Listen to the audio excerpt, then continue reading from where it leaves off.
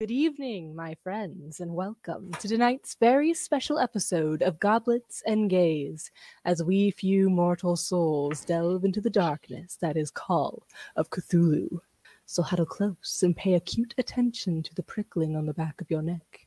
I am Ferris, and for tonight I shall be your keeper. Shall we begin? Yes. It is a rainy October afternoon, October 21st, in fact. And you are all gathered in the offices of Harrowing Investigations, where you all work, while your employer, the illustrious Agatha Harrow, talks with a pair of potential clients in the next room. Agatha herself rarely speaks with clients, usually handing that task off to one of you. That she's conducting the interview personally can only mean one thing. It has to do with 14 Foibles Street, the Manor of Mysteries, or as the locals like to call it, the Murder House. Those of you who have been around longest know that Agatha has devoted considerable resources towards getting to the bottom of 14 Foible House and its mysterious mistress of the house, and has done just about everything, except send a team to the house. You also know that Agatha intends to retire soon and give over Harrow Investigations to a worthy successor. The door opens and Agatha herself enters. She is a tall, elderly woman with white hair and a neat bun, wearing a dark blue dress. Sitting at her feet is her long, gray-haired cat, Captain. Agatha looks you all over very somberly and says, "Ladies, I have a most terrible request to make of you.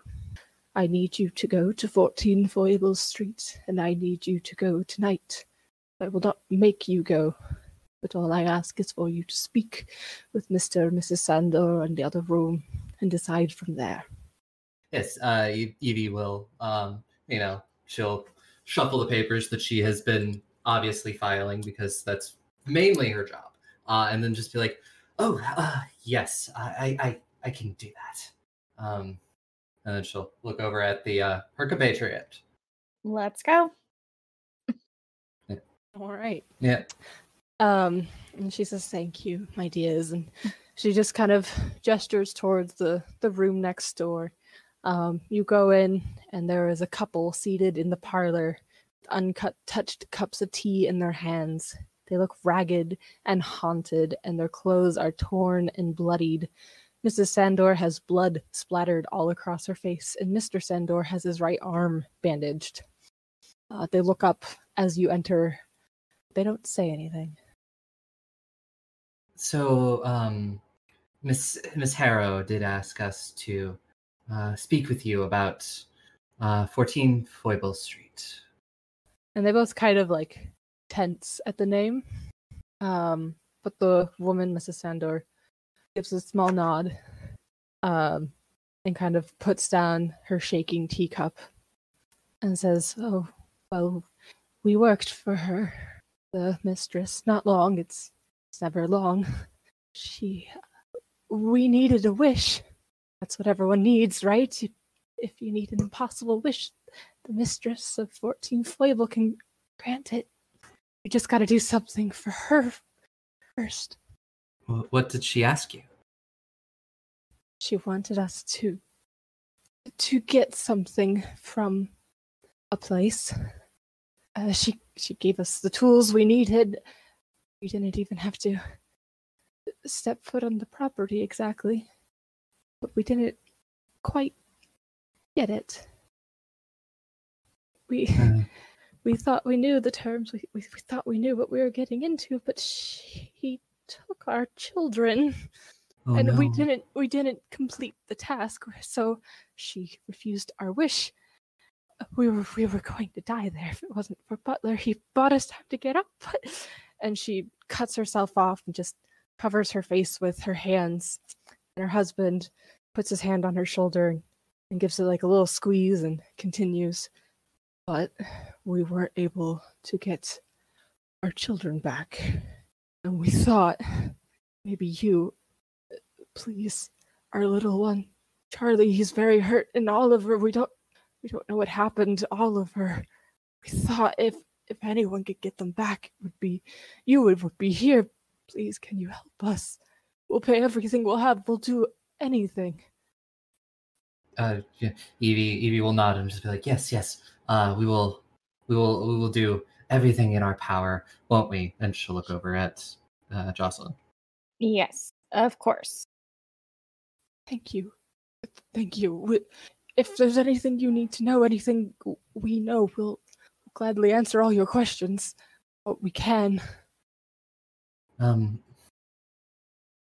I've heard so much about this house, and it's hard to know where to begin with questions. I've read so many reports. All of them seem to conflict with each other. Is there anything that you can think of off the top of your head that will help us get your children? It's very dangerous in there. We didn't step foot beyond the parlor, and even that almost killed us. I think it did kill Butler. And they kind of look at each other, like, nervously, and Mrs. Sandor sort of touches the blood on her face, like, with a shaking hand. I'm sorry about Butler. But He was hers, but he seemed a good person. yes, well, what was the task that she asked of you? We were supposed to... We don't even know what it was. We were supposed to get something. She just wanted a hair. I mean, we don't... I think it was maybe the name of an object, not actual hair, but... and they kind of look at each other again, and then the wife says, well, we should tell them. And he kind of shakes his head, and she says, for the children. We were supposed to take it from here. From here? Yes.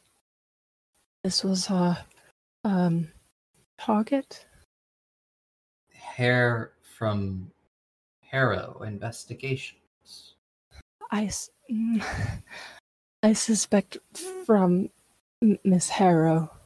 That would make sense. And as this is going on, as like everything is going on, Evie has like a notebook, and she's just sort of writing in her own shorthand, making notes for herself. Sure. Mm-hmm.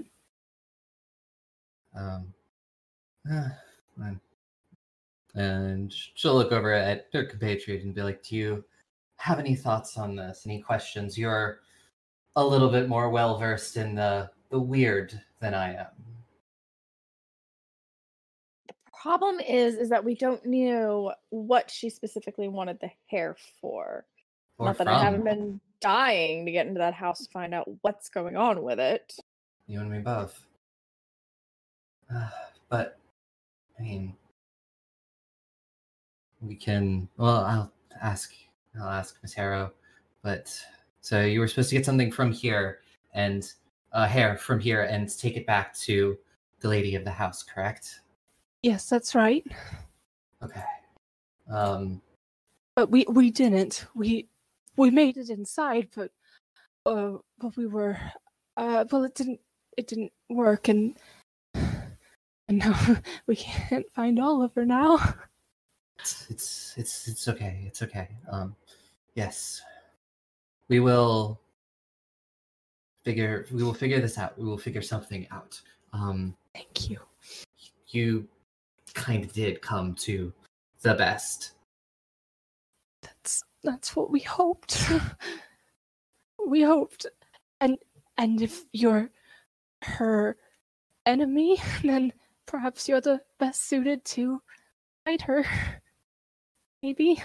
Oh, yes, I would definitely say that most everyone here has a reason to go there, and maybe more than a little bone to pick with the lady of the house. And thank you for helping us. And we will pay you anything. We don't have much, but anything we have is yours. We can arrange that later once we've gotten your kids back safe and sound. Thank you. And you hear the door open behind you, and you see Agatha Harrow is standing there. She kind of gestures for you to come back out into the other room and speak with her. Yes. Evelyn will just be like, do you want me to collect your cups? If tea is probably getting cold, I can bring you fresh tea. Oh, it's fine, but thank you. Okay. And she will leave and let Jocelyn do anything if she wants to. Mm-hmm. Does Jocelyn want to do anything? I don't think there's many questions we can get out of him at this point because they don't know anything. So nope, she's just gonna follow as well and go see what she wants. Yeah. And Harrow kind of sits herself down in one of the chairs in the other room and looks you both over and says, well, what do you think? Is it worth the risk? I mean, as far as we know, no one's ever made it out of the house alive. They have. Oh, well. It can be done. It can be done. I mean, it's children. Nothing against them, but they're hardly capable. Yeah. Someone who would take children like this. Someone who needs to be dealt with. It's true.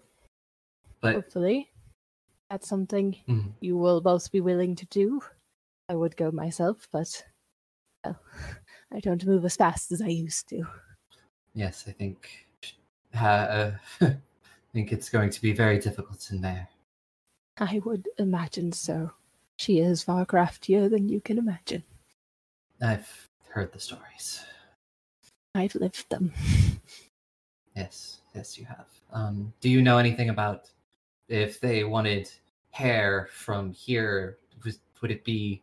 Do you believe that it's yours that they want, that the house wants? Quite possibly.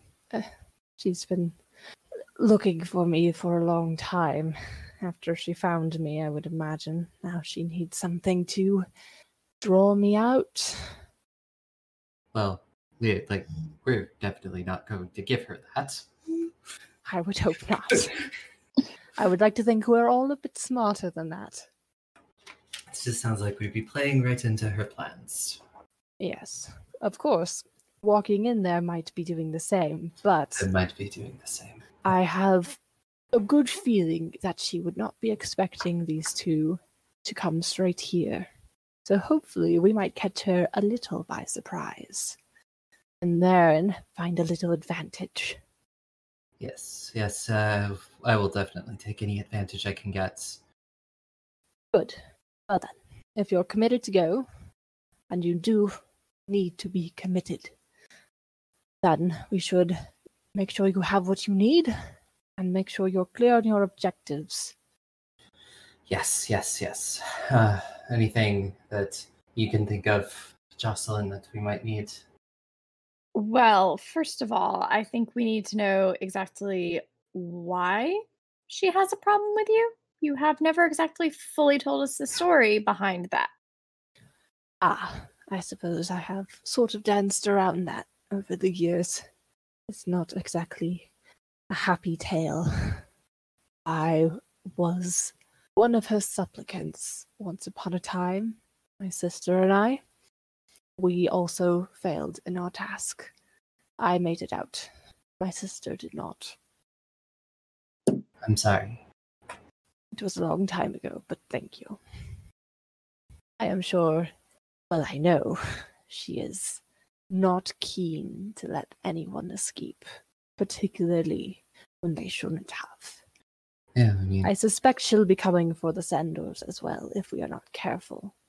Finding a way to limit that might be good, but your primary objective is to find their children. Anything else about the mistress is a bonus. Stopping her would, of course, be nice, but I won't get my hopes up too high. Yes, I mean, I don't know about Jocelyn, but there are other things I wish to know about the house. I'm sure there are. Keep your wits about you. She's crafty and she's tricky. I mean, it is called the murder house. Well, yes, but it is also called the Manor of Mysteries, and I suspect you will find several inside. Yeah, I imagine we will both be on our toes. No drinking. Yes. No. Drinking later. Drinking after. Celebratory drinks. Yeah, or, commisatory drinks. Hopefully they're not drinking at a wake. Hopefully I'd like not. to see you both come back out. I would Against all very odds. much like to come back out. Then do so. Yes. Any items in particular you think we need to have with us going into the house? I don't know. I'm afraid my experiences of it were so long ago, I highly doubt it is the same house that I was in. I would not be surprised to find that it changes. And that was 65 years ago, so. Yes. Well, Just be prepared for anything, I suppose. the fun part about being prepared for anything is you could also be prepared for nothing. Yes, that is how it goes, isn't it? Well, you know where the equipment room is. Yes. Take what you need. And, let's get this woman. Yes, I agree wholeheartedly. And she kind of nods at you both, and then stands up, and her cat runs past her, and does like a little loop past both of your legs, just a little friendly rub before he runs outside. And then she leaves you both to it. You have your equipment room upstairs that you can get anything you might want out of. Mm-hmm. Other than that, should we introduce our characters? Oh yeah, I suppose we haven't done that yet, have we? Not officially. I was gonna wait for like a fun little downtime moment to be like, we should introduce our characters, who they are, their names, and things like that. We should have done that swear, at the beginning. I know how to run D&D. I've done it. I don't really know what I'm doing. But anyway. Oh, that's fair. It's a little bit stressful when that recording button is on, where you're just like, ooh, it changes especially things. When you're running it, it's just like, oh my god, I have to be 100% on point at all the times. Then you listen to the recording later, and you're like, crap, I forgot these 7 things. Running a normal game is very different from running a game that's being recorded. Yep. But yes. Well, if we do our character entries and there's a spot, Aubrey can always cut this section and put it right after your spiel. That's true. Then we can go into the story if it'll work. If there should be, I should be able to move that around. If not, now is a pretty good time. I'll just cut out the lead up to it and just be like, we'll introduce our characters now. You don't want to start little chatting about it? Anyway, give your characters an introduction. Let's meet them properly. Cool. Who is off to die? Who is off to die? First one off to die is my character is Evelyn O'Sullivan, which we both chose O names. We're both people of Irish descent, apparently. Yeah. Look at that. She is 23 years old, and she is a secretary at the Harrow investigation. So it's her brain is like, why am I getting sent out in the field? Okay, I'm not going to question it. Well, it's because no one else is here, and we had a bigger group earlier, and now we don't. So, so she's like, I take notes and file things. Okay, I guess this is my chance to prove myself a detective. This is your opportunity. Mm-hmm. She's on. I wouldn't say she's tall. I wouldn't say she's short. She's pretty average height. She's wearing just very plain work clothes, and her brown hair is tied up into sort of like a tight knot. Okay. And Jocelyn? My character is Jocelyn O'Malley. If we decided to go on total Irish names both together without talking to each other about it. She is a parapsychologist. Okay. Kind of followed in her father's footsteps, learned everything from him because, of course, women in college right now. Am I right? The year is sometime early 1900s. Yeah, so clarification. Yes. Women in college, not really happening, but she's learned a lot from her father, and he basically kind of passed everything down to her. Physicality, she's not exactly tall. She's 5'4". She has auburn hair and green eyes. Of course, the traditional, Irish look. But she is always dressed semi-impeccably because she always wants to make the best impression going forward. And that's about it for her.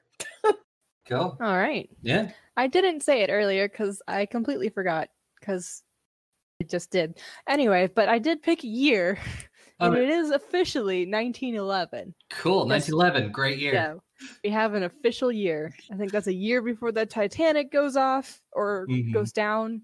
Yeah, rather. April 14th, 1912. Yeah. It's a year. It's a year. It's actually anyway, there's reasons why it's 1911 and not 1910, but it doesn't really matter. We're not getting into... Yeah, we're about to go into the Tomb of Horrors, Cthulhu edition. Yeah, I didn't have time to do historical research, so there's not any. Sorry. Yeah. If that's what you're here for, my bad, but try a different game. Yeah, we'll do a different Call of Cthulhu game where we do our historical research. Yeah, I didn't have time. But hey, I made handouts, and that's what matters. Yes. Anyway, is there anything you are getting equipment-wise that is not already in your equipment? Literally just about anything. Did we set up equipment earlier in the setup? Because I don't remember us setting up equipment during the setup. I mean, I believe I said pick any random possessions you think you might have and go for that. Oh. Okay. I totally lost that, so it'll be under your possessions. I'm messing with it. Psych. Yeah, so if you want. I was like, I'll just get the stats for a handgun from you later if I decide to need it. But by all means, you can have a handgun and you can have 4 bullets. Cool. Unless it's a revolver. You have you might have a revolver, I guess. So that would be 6 bullets. I'll give you a revolver and 6 bullets. Cool. And I'll do you even one better. 2 bullets to use on us and 4 bullets to use on everything else. Lol. I mean, let's hope it doesn't come to that, but what do I know? So it's gonna be 1d10 will be your handgun.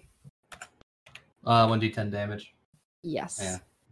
Cool. If you end up, using it, and that's only if you get a successful shot. Yep. I mean, I have a 40, so I've got a 40%. Sure. To get a successful shot.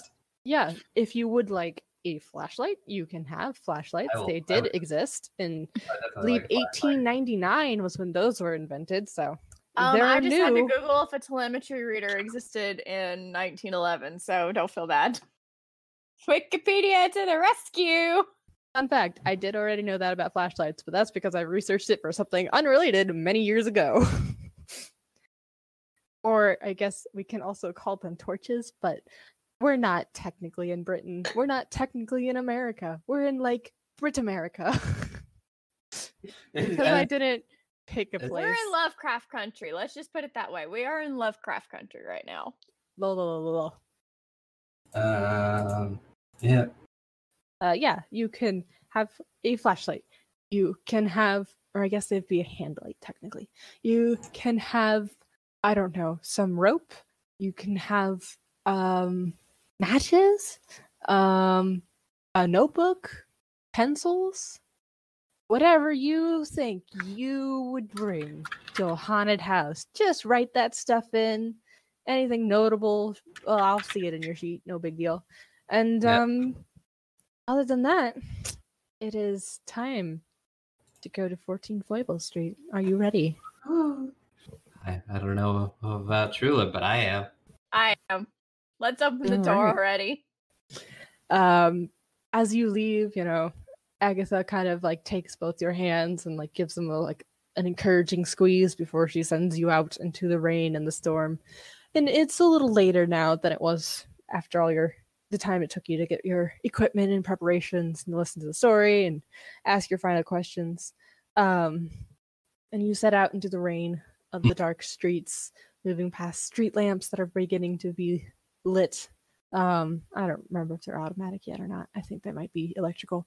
Anyway, and you make your way across the river and through the darker streets until you come to a very nice lane. It's fairly wide and open. It's got nice row houses along both sides, street lamps, little trees in between the sidewalk. And you go down, and you go past 2, 4, 6, 8, 10, 12, 14 Foible Street. A red door set into regular brick, red brick. Just red on red on red. Yes, that's a color you're going to hear a lot tonight, because I have no chill. That was You will hear red and every synonym. Yep. No, trust me. I feel it. I'm no longer allowed to use like red a lot in campaigns, but you do you. This is just on theme, though. Okay, it so fits. is. And also, I was trying to be accurate to the nightmare that inspired this. Ooh, and in that nightmare, the room was red. So, you can blame my subconscious for this. Yay! For some of it. The rest you can blame my conscious for. Yes. Evelyn will look over at Jocelyn and just be like, so do we knock or do we just go in? I mean, we can try being polite first. Yes, let's attempt to be polite before this woman tries to kill him. Exactly. Yeah, and just maybe knock. we'll have some pity. Maybe she will take pity on us and give us the children. We can only hope. So you knock? Yes. We knock. All right. You knock on the red front door of 14 Foible Street. And it is answered almost immediately by a young man with a mop of dark hair, a very anxious expression. And he looks at you in surprise. Then he straightens up and opens the door a little more and says, "Good evening. Can I help you with anything?" Yes. We are from Harrow Investigations. We are here hoping to see the lady of the house. Oh, well, the mistress never turns away visitors. Come on in, please. And just saying, my character is thinking, of course she doesn't turn away visitors. She probably eats them. Yeah, this is probably... How nice when the flies walk into the web. Yeah. There was a moment where she's like, "Do I say where we're from?" Fuck it, I'm saying where we're from. It's like, "Oh, we just want to see the house." It's like, "No, we're from this. We want to see her." And he hesitates a moment longer, like he doesn't really want to open the door. But then he pulls it open and bows you both inside. Mm. And he leads you inside to a narrow hall with a dark wooden staircase running along the right-hand wall, and a chandelier glimmering from the ceiling. A dark red runner covers the most traversed parts of the wooden floors, and there are portraits of provocative women adorning the paneled walls. And he says, "This way to the parlor, please. The mistress will be with you shortly." And he gestures to a door on your left. Yeah, it was sort of like, wow, she really has very specific tastes. And then, yes, go into the door. Okay, you step into a parlor, and the first thing you notice is how very bright red this room is. The floors, the wallpaper, the ceilings, all of it is done in shades of red. There are scarlet armchairs and couches pressed against the walls in between marble statues and wax figures of historical and mythological figures like Zeus, Odin, Marie Antoinette, to name a few. They are all armed. The walls are adorned with portraits of solemn subjects, and stuffed heads of animals are next to the portraits. There's elk, deer, buffalo, and more exotic creatures like a lion, a giraffe, a zebra, a beautiful chandelier, smaller than the one in the front hall, made of red glass, like crystal, hangs from the ceiling, and there's a large rug shaped like a rose set into the center of the floor. Yes, I will spend a few moments just sort of wandering the room, taking in its decor. Think she has an obsession?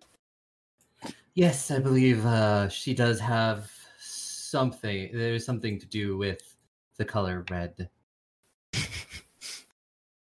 I'll put my finger on it, though. Maybe she just likes a theme. Yeah. Maybe she just likes to be on brand. Dang it. Yep. She is very on brand. Are you looking for anything in particular? Maybe I'm just trying to see if there's anything that looks obviously out of place in the room. Make a spot hidden check for me then. And so it's going to be your D100, so a 10 and then a 100. And you want to get equal to or below your number. Oh, that's an 87. My spot hidden is 50. Okay. Yep. Nope. I see. Yeah. Nothing seems out of place, but it's a weird room. How would you even know what was out of place? I mean, you have trophies of animal heads and like Marie Antoinette as a wax figure holding an axe, which seems kind of ironic, frankly. At least someone enjoys a good joke. Yeah. The young man who answered the door is still like hovering in the doorway of the parlor. He hasn't left, but he hasn't come in either. Mm-hmm. Well, not seeing anything that particularly catches my eye. If there's somewhere to take a seat, I take a seat. There are plenty of places to take a seat. Yeah. Multiple chairs, multiple couches. Sit in a nice chair. Jocelyn's still just going to stay standing until the lady of the house enters the room. Sure. It's a few minutes before there's any changes.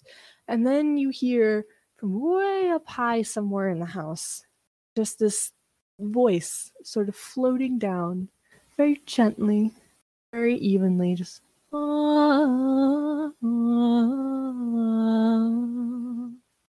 and it comes a little closer and it descends through the house, just the voice, and it echoes in a strange way. It almost sounds like there's like multiple voices, but it's very clearly just one at the same time, just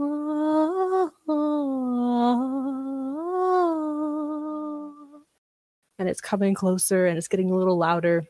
Do you go anywhere, or are you staying in the parlor? Evie is staying in the parlor. Same. Sure. And you just hear it keep descending, and it's much closer now. And you see the young man in the doorway like turn around and like step into the parlor really quickly and like straighten his jacket. It's just and it's coming down the stairs. And you look out the door, you see the mistress of the house descending those wooden stairs very gradually, one at a time. And she is dressed in a long red gown. She has bright red hair tucked up in a bun and pinned with little jewels. And she was very pale and very beautiful and very young. And she just glides down the stairs like a princess entering a ballroom, walks beneath the chandelier, and she steps into the parlor to receive her guests. And she looks at you both, and she smiles. And she says, "Oh, Harrow's children finally come home to roost." Yes, Evelyn will stand up and sort of just be like, crap, I gotta be professional. No slouching, straight back. She is not straight, but, her back is. And this slight mode probably / like bisexual panic. Fair, yeah. To be like, oh no, I was expecting someone old. This is different. Yes, we are from the yes, I know. You do? Oh yes. It's about time she sent her little chickies to come play. I have been waiting to meet you for so long. And she kind of strides over and holds out her hand in like that delicate lady way. Says, "I am the mistress of the house. And what might your name be?" I'm Evelyn O'Sullivan. "And do you not take a lady's hand, Evelyn O'Sullivan?" She will take the hand. I was like, do I shake? What do I do with it? It would be more of a gentle kiss upon the hand situation, given the offering of it. And then she'll do that. Nope. She gives you like murder, a little like, wink. Make me angry this early on. And then she walks over to Jocelyn and holds her hand out the same. "And you, my dear?" Jocelyn O'Malley, ma'am. And of course, Jocelyn will do a soft curtsy, taking her hand as well. A pleasure to meet you both. I've heard wonderful things. Now, what brings you to my humble abode? We have not had any visitors from Harrowing in, a long time. Since before, of course, it was Harrowing. Just Harrow and Harrow and Harrow. What can I do for you, little chickadees? We come on behalf of... I am very ADD and forgot the family's name. What was their name again? Sandors. Sandors. Mr. and Mrs. Sandor. We've come on behalf of Mr. and Mrs. Sandor to see if we can complete a deal and get their children back. Oh, well, I had wondered where they ran off to. They left in such a rush. We didn't even have time to conclude our business. But unfortunately, there are no children here. I'm sorry that they think there are. You're welcome to look around, of course. We'll shoot a look at Jocelyn, just, like, not really sure what to do. This is just like, yeah, we were told there were kids here, but don't. Yes, we will. If you don't mind us just taking a quick look around, we can go back and we can tell Miss Harrow that it was all just a mistake, and she'll give her a smile. And the mistress of the house smiles back and says, "Of course, I welcome you to have as much of a look around as your hearts may desire. It is a very interesting old house, and it does love to be explored." I have heard many, many stories. I'm sure you have. And part of me wants to see if any of these stories match up to the truth. Well, you know, my dear, there's only one way to find out, isn't there? Explore. Exactly so. And she'll, occasionally just sort of shoot a look over to Jocelyn, just being like, what should we do? Well, then, would you mind if one of your servants showed us around just so that we don't get lost? I would hate for us. Of course. Where are my manners? This is Butler, and she gestures to the young man, who is standing very, very straight and sweating a little bit, just slightly behind her. He knows, well, almost everything about the house. He's a little new on the job, so forgive him if he makes some blunders, but he will try his best, won't you, Butler? And he's like, "Yes, my lady, of course." And she says he will be happy to answer any questions you may have, or you're welcome to come find me. I'll always be somewhere in this house. He can get you started, but I think you'll find it's very straightforward and hard to get lost. Just go up. Also, from the outside, how big did this house look? It looked relatively tall. Most of the row houses around here were probably averaging 2 or 3 stories. This looks like it's probably the 3-story one. Though it did look like there was maybe like an addition, an extension. I don't know, a new piece built on top. Addition. Thank you.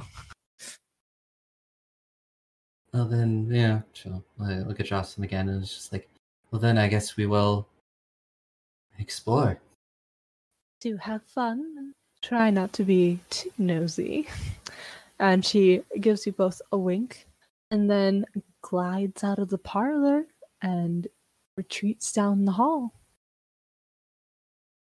Well, that went a little bit differently than I thought it would. Yeah, don't hold your breath just yet. Well, I didn't expect her to admit having the kids, so that was important. I think she said there are no kids. Butler pipes up very nervously. Yes, I expected her to say that. I've never seen any, if that helps.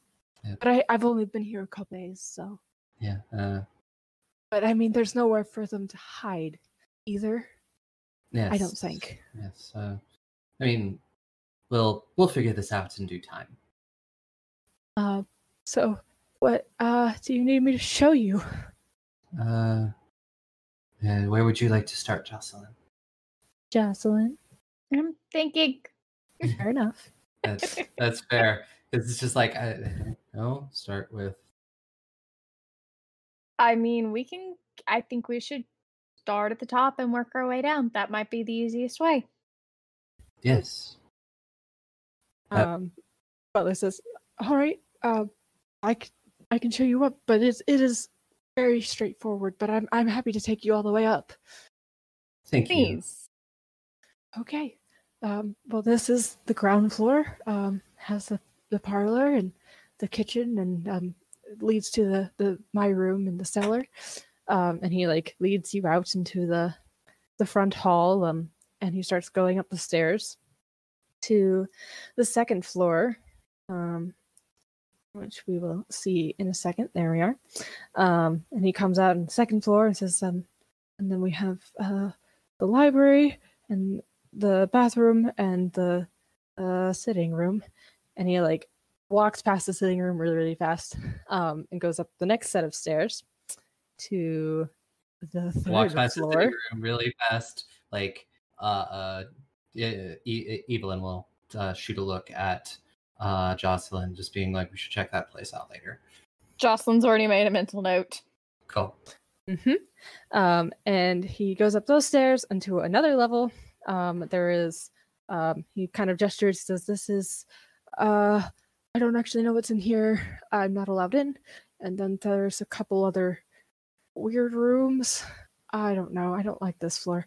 And then there's a spiral staircase, and he starts making his way up the spiral staircase up to the next floor, which we shall mosey to.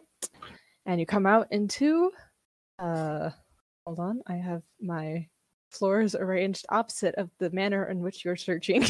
Yep. We were like, let's do it the opposite way that Ferris probably has it prepared. Congrats, you've done that. It did cross my mind at one point. I'm like, what if they go top down? Because top down makes sense. I'm like, nah, they'll work their way up. There's like intriguing things down there. But then you didn't find the intriguing things, so you had no reason to stay down there. Anyway, moving on. Because the dice. You step into it's not as large as like the spaces down below. Like it's definitely a smaller room. I realize this map does not imply that in any way, as it is literally the same size, but I was tired by the time I got to this one. So not a lot of effort was put into it. That's anyway, it lets out into this big old room that has this massive telescope just dominating the room, positioned out of like a hole in the ceiling. And there's no windows in this room except for like what the hole the telescope is through. And the rest of the room is filled with mirrors and basins of water and polished glass. Just every surface is covered in something. And then there's also papering the walls. There are notes and sketches and maps. This is very intriguing. This is the mistress's observatory. I guess she looks at stars. I don't ask. One generally does with a telescope. And, we'll just shoot a glance over to the resident parapsychologist, being like, this might be more your field. But, Evelyn's still gonna, like, look around, look at some of the... Jocelyn's already poking into things right now, like, looking over the room. Yeah, why don't you give me a spot hidden check? You said the 100 and the 10, correct? Yes. And it has to be close to what number again? It has to be equal or lower than your spot hidden. I can't remember what that number is. I'm looking right now. It is 25 for you, so 25%. So you got a low below a 25%. So you have a 1 in 4 chance. Yep, that's the math. Yeah, that's no good. All right. I'm not even saying it out loud. I'm just saying it's no good. Fair enough. Yeah, no luck there. Are you trying anything in particular, Evelyn? Can you look through the telescope? Yeah, you absolutely can look through the telescope. Yep. My brain is like, that's probably a horrible idea, so that's what I'm going to do first. Sure. You look through the telescope, and luckily this doesn't take any skill because it's already set to a place. If you wanted to move it, that would take a roll, but you can just look. And I don't know if it's a surprise to you or not, but it is looking right at Harrow Investigations. Yeah, no, that is absolutely not a surprise. It's not the thing I thought it might be looking at, but it's not a surprise. Mm-hmm. I was like, I'm going to look through a telescope and see some eldritch entity and go crazy. But, you know. Oh, there's still time for that. Yep, there is still time. We're barely an hour in. Yep. Hold your horses. Actually, you did come really close to some fun stuff. But you didn't. You didn't. So. Yeah. Anything else you want to look at? What exactly is the difference between psychology and psychoanalysis? Okay, so psychoanalysis is how you can regain sanity points throughout mostly longer games. It is referring to the range of emotional therapy. Psychology is it's basically an insight check is what it is. It's basically an insight check. Cool. And I mean, I was like, oh, because I was like, what did they do? Because I put points in psychology, but not psychoanalysis, because I was like, that one's probably the one. And then you explained it. I believe I told you. And then I was like, okay, I'm gonna do that. And then I was like, wait, what's between them? I like how it's under pilot skills. You know what? This sheet, I tell you what, I don't know. And science. Who arranged it? Sleight of hand, spot hidden in stealth. Science of thievery. Yeah, there's some weird arrangement of skills on the sheet. I feel like maybe they're just, but like I'm on a computer, so it shouldn't be bunched up funny. But maybe it's just bunched up funny. I don't know. I didn't write that sheet. If we could reorganize half of them, we would. Yeah. I do. Can I take a look over at the butler and see if I feel like he's knows things he's not telling us, he's holding things back? Oh yeah, go ahead and give me that psychology check. I got a 60 in psychology. I'm very good at it. Yeah, that's a 25. All right. We got ourselves a hard success. Yeah. So he doesn't seem necessarily like he's holding back information, but he does seem to be coming to terms with a lot of information. He has the look of a man who has suddenly come to live in a haunted house and doesn't yet believe in ghosts, but he's really close. And while Jocelyn is looking over the room, because she obviously probably understands this stuff better than Evelyn, she will wander over to him and just be like, "So, how long have you worked for the house?" 2 days. Wow, that is very, very, very, very new. Yeah, the position was vacated really suddenly. I guess I don't know. I just was hired. Here I am. Yeah. I'm still trying to figure out exactly what I do here. To be honest. Yeah, I mean, there's that. Yeah, as Trilla just said in chat, like, how long have the kids been missing again? What was it? A couple of days? Yeah, it's been about 3. Been about 3. A little less than. It was like one of those middle of the night things, so it's hard to. Yeah, it's like you count it as a day. And then the people said when what the last butler gave them the ability to escape. Yes, they said his name was Butler. Yeah. Okay. And I'm not gonna tell him that the previous person in this position is no longer on this earth, but it's probably a good idea not to tell him Allegedly. That. They didn't see him die necessarily. Yeah. Now he's super dead. But yeah, I'm just guessing he's probably very super dead. Yeah. And you said you live in the cellar, is that correct? Yep, that's where I live. It's not much, but it's somewhere to sleep. And it's usually really warm, actually, like really warm, like too warm a lot. Sometimes I just have to like sit on the stairs and like get the kitchen breeze coming down. But I think it's because there's a boiler underneath it.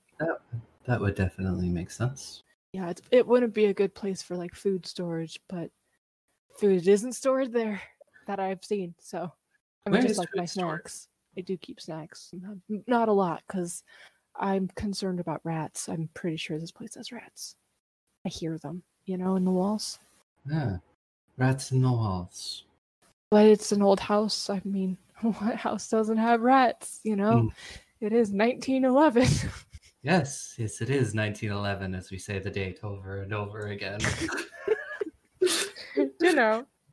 I mean, do we not do that in our current year of 2020? Yes, constantly repeat the year. Anyway, damn 2020. Yeah. Mm-hmm. And then she'll look over. Have you found anything of interest, Jocelyn? Nothing yet. Okay. Shall we? I'm pretty sure that the children aren't hiding in a room full of mirrors. Probably not. I mean, we would have seen them by now. Yeah, mirrors are pretty reflective. I guess. Where are you standing right now, Jocelyn? I'm gonna be honest, I hate these drawings because they don't always show, You said it's all covered in glass and like containers and stuff like that, right? Yeah, like how close are you to the telescope? The big circle's the telescope? Big circle's the telescope. Cool. Yeah. I'd say probably back towards the staircase, looking into some containers. Yeah, it's probably like right there. You can just also, if you ever want, Sheila, you can just hold down the mouse button to ping. Okay. She's about right there. Okay. Did y'all see that? Yep. Mm-hmm. Okay. I did. As you're like kind of looking around through at some of the the maps and the drawings on the wall and some of the notes, and you pass one of the mirrors, you catch your reflection of the corner of your eye, and you don't have a face. I think you broke her. Already? We've barely begun. Just taking it in. Just heavy intake of breath. Already. Yep. Evie, could you come over here, please? Yes. I'll go over to where she is. And Jocelyn's gonna like slowly move her over in front of the mirror to see if it does the same for her. Maybe you see your reflection. Is everything all right? Your hair looks nice. Oh, yes. You have a little ink spot by your ear. Yeah, I'm always getting those. I have. Okay, maybe I'm just seeing things. I mean, it's a creepy house. Hey, Jocelyn. Yes. Make a sanity roll. Yes. Just a D10? No, you have to roll below your sanity. Oh, so it's the 100 as well. Yes. Dear. Just about everything is.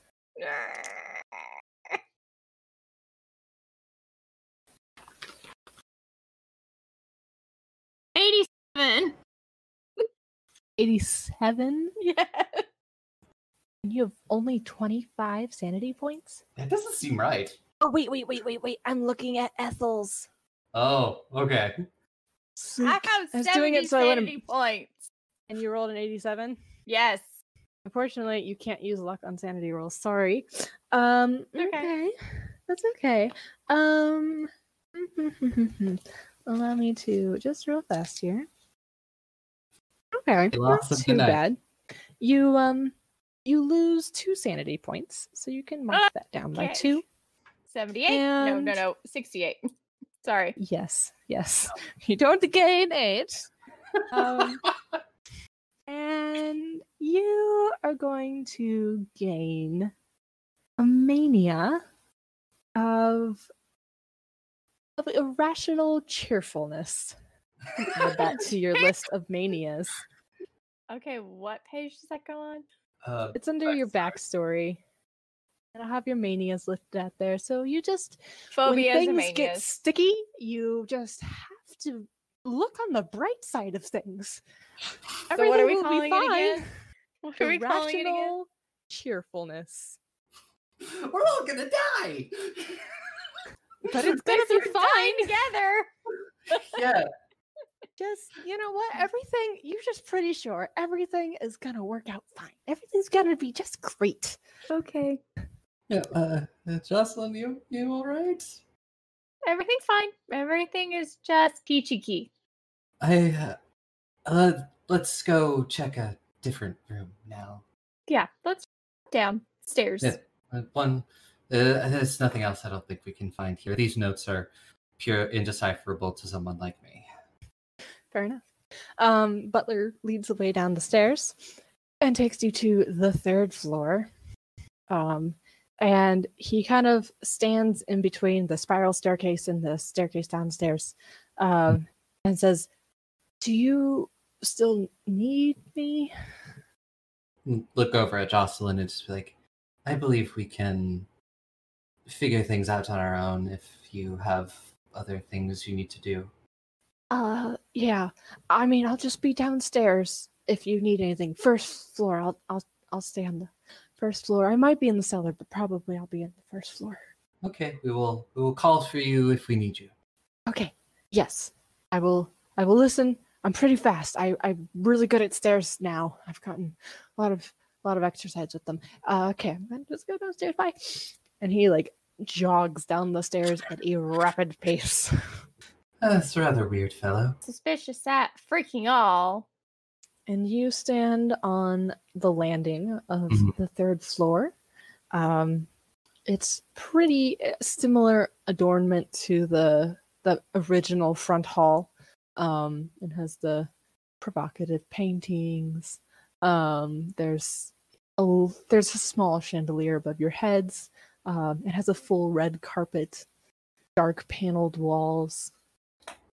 Oh, how I'd like to drop that chandelier on a full Paris Opera House. Okay, Phantom. I was like, I don't remember when Phantom of the Opera was written, so I was like, slightly topical reference. It was around this point, I think. I think so, actually. Or at least it took place somewhere around this point. Yep. But yes, we'll look over at Jocelyn and be like, we have multiple rooms this time, so where do you want to start? Yes, there is a door directly across from you and a door directly on your left. And he said this was the sitting room? He said he didn't know what that room was. He was not allowed in there. All right. Okay, let's go into the 2 rooms on the right first. Let's do those 2 first and leave the suspicious room for last. Cool. Okay. You go through the doorway in front of you and you come out into a long red hallway. Just not very interesting. There's nothing on the walls except for little gas lamps. This house seems to have a mixture of electric lighting and gas lighting. But the wallpaper is just very bland. And the floor is just the same red carpet. There's no paintings or any other decoration here. But there are 2 more doors. One directly across from you from where you entered and one further down the hall. Well, shall we see what's behind door number 1? Yes, you shall. So we'll open that door. You step into a very crowded room. Not with people, with objects. Or people of another kind, I suppose. It is filled with statues and portraits and knickknacks. There are jars of eyes and carvings and tapestries, masks on pedestals, a glass rose. It feels much like a museum in a way, though perhaps an abandoned one, as most of the statues and the stands have thorny vines climbing up them and up the walls. Ow. I don't know what I was expecting when I opened the door, but this was not it. Same. Let's see if we find any children. Okay. Are any of the statues of children? No. Most of them seem to be like Greco-Roman era. Okay. There's a couple that you're like, oh yeah, I'm pretty sure that's supposed to be a statue of Achilles. Like, I don't know if you study history, but So we're just in a room with a lot of naked statues. yeah, there's a lot of naked statues.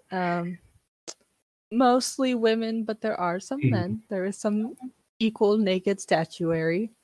Yeah. And there was you said a glass rose? There is a glass rose. Evelyn will walk towards that and sort of slowly look over everything as she does. Sure. Do you want to make a spot hidden check? Sure. Oh, yeah, that's much better. I got a 34. All right, is that a success then? I think That is, yeah, because my spot hidden is 50. Nice. Yeah, so as you are walking between the various items, and they're not like arranged in rows, it's very much of like a sculpture garden feel. Like it even feels like you're outside. Like there's definitely a roof over your head. You can look up and see ceiling, and you know there's a whole floor above you, but you keep looking up expecting to see sky and clouds, and you feel like there's a mist in the room. You don't see one, but it feels like that cool dampness, and just that open air feeling is unmistakable. And you keep getting a little disoriented because you're so sure you're outside until the wall catches your eye in a way, and you're like, oh, where did that come from? Or the ceiling, or even the floor. You look down and it's floorboards and not grass and dirt, except of course for the vines, which seem to be growing directly from the floorboards. You also, everywhere you look, begin to notice just how many eyes are in this room. The statues, on the portraits, the tapestries, a whole jar of eyeballs, the masks, all of them, everything in this room has eyes on it. And then, as you're making your way through, you realize that everything in this room that has eyes is all kind of looking at the same thing. The only thing in this entire room without eyes. Oh no. The glass rose. Oh. Thought you were going to say some eyeless statue. I don't want to be like, oh no. But yes. Not yet. Mm-hmm. So everything is looking at the rose. Mm-hmm. And it's a rose, like, is it like stained glass, or is it like a rose on a thing made out of glass? It's like it's like if you took Beauty and the Beast rose, only it was made out of glass instead of magic. Cool. That's what you know what I mean? Like it's like it's like an actual bloom, but it's glass. Yeah, that's what I had in my head. So. Okay, good. There's like a very specific example in my head, but it's meaningless to you unless you were at my sister's wedding, and none of you were because I didn't know you people then. Nope. Also, my sister didn't know you, so unlikely to get invited. Mm-hmm. Yeah. You know, it's like what you would put in a vase, except it's made out of glass, and it is red glass. The stem is clear and the leaves are clear, but the petals are red blown glass. And it's like lying down. It's not in a vase. It's lying down on like a little pedestal. And there is also... Wait, what did you roll? I rolled a... Was it a hard success? It was like 35. Would that be a hard success? Is hard success half? It's half, yeah. Cool. So no, I didn't get a hard success. Okay. Well, it is sitting... It's like the pedestal has not been touched in a while, so there is like a little light layer of dust on it. And it would just be like, Jocelyn, you should probably take a look at this. Okay, Jocelyn's gonna make her way over, and can I yank out my telemetry reader? Okay. And use it. Okay. And that takes what, the temperature of the room? Like the spiritual temperature of the room? Sorta, yeah. Okay. Just for kicks and giggles. Why don't you give me an occult roll? Yay, because that's one of my higher numbers. Glad I don't have to make the occult roll. My occult is 5. Lol. 63. Is that a pass? No, it's 3 over. You can burn luck. You can you can permanently lower your luck score, but you have to go under your score. You can't go equal to. So you would have to burn 4 luck in order to make this a success. Okay, let's do that. I mean, this is a one shot. Might as well. That's true. Your luck is you're not going to be using it tomorrow. Mm-hmm. Okay. So yeah, so just knock that down by I did 4 points. Okay, cool.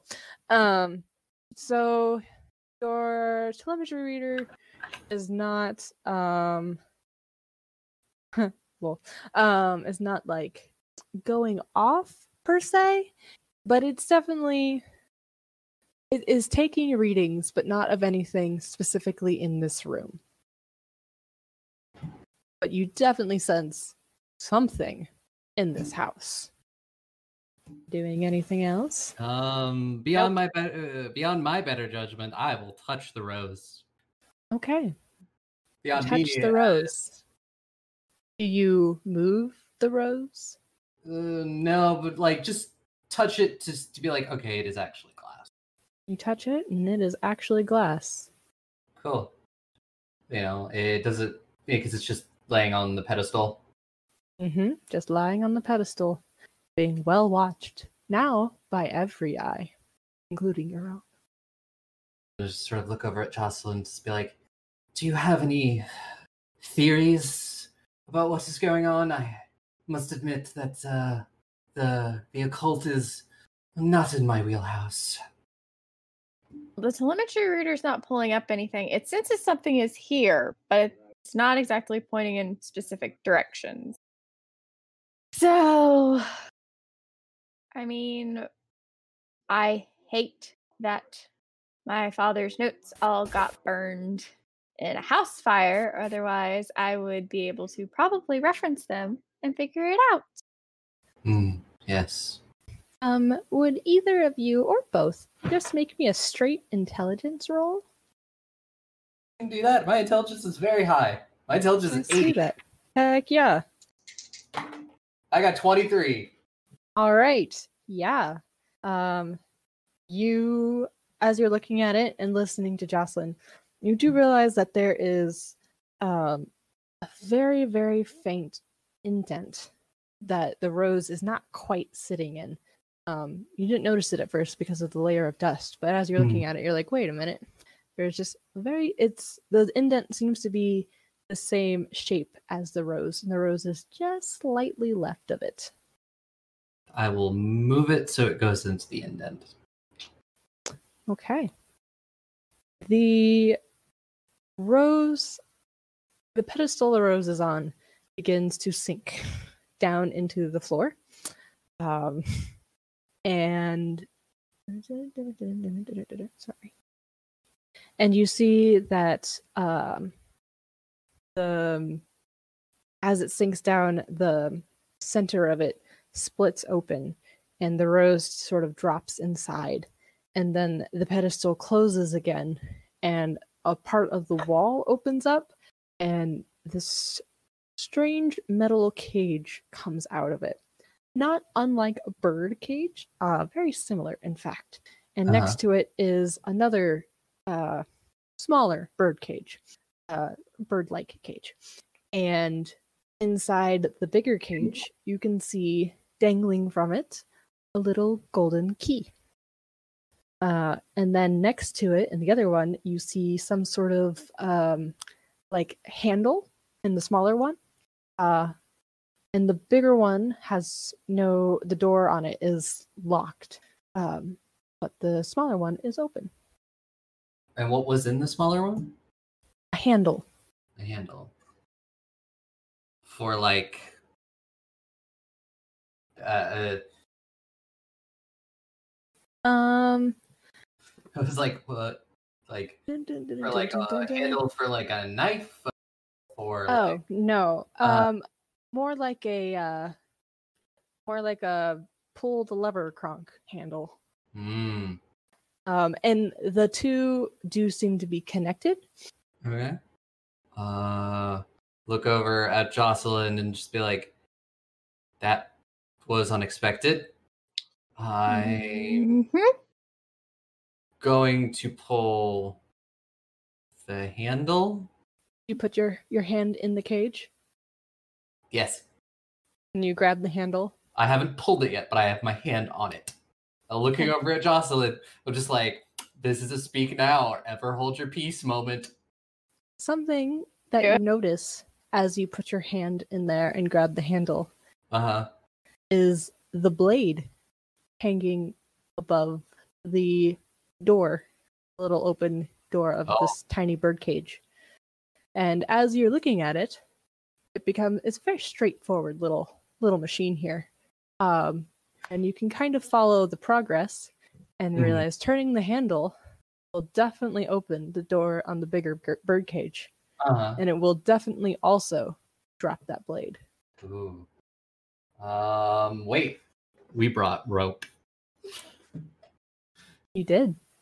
Is there any way, I guess I'm going to take my hand off the handle, and I'm going to pull up a rope from my bag.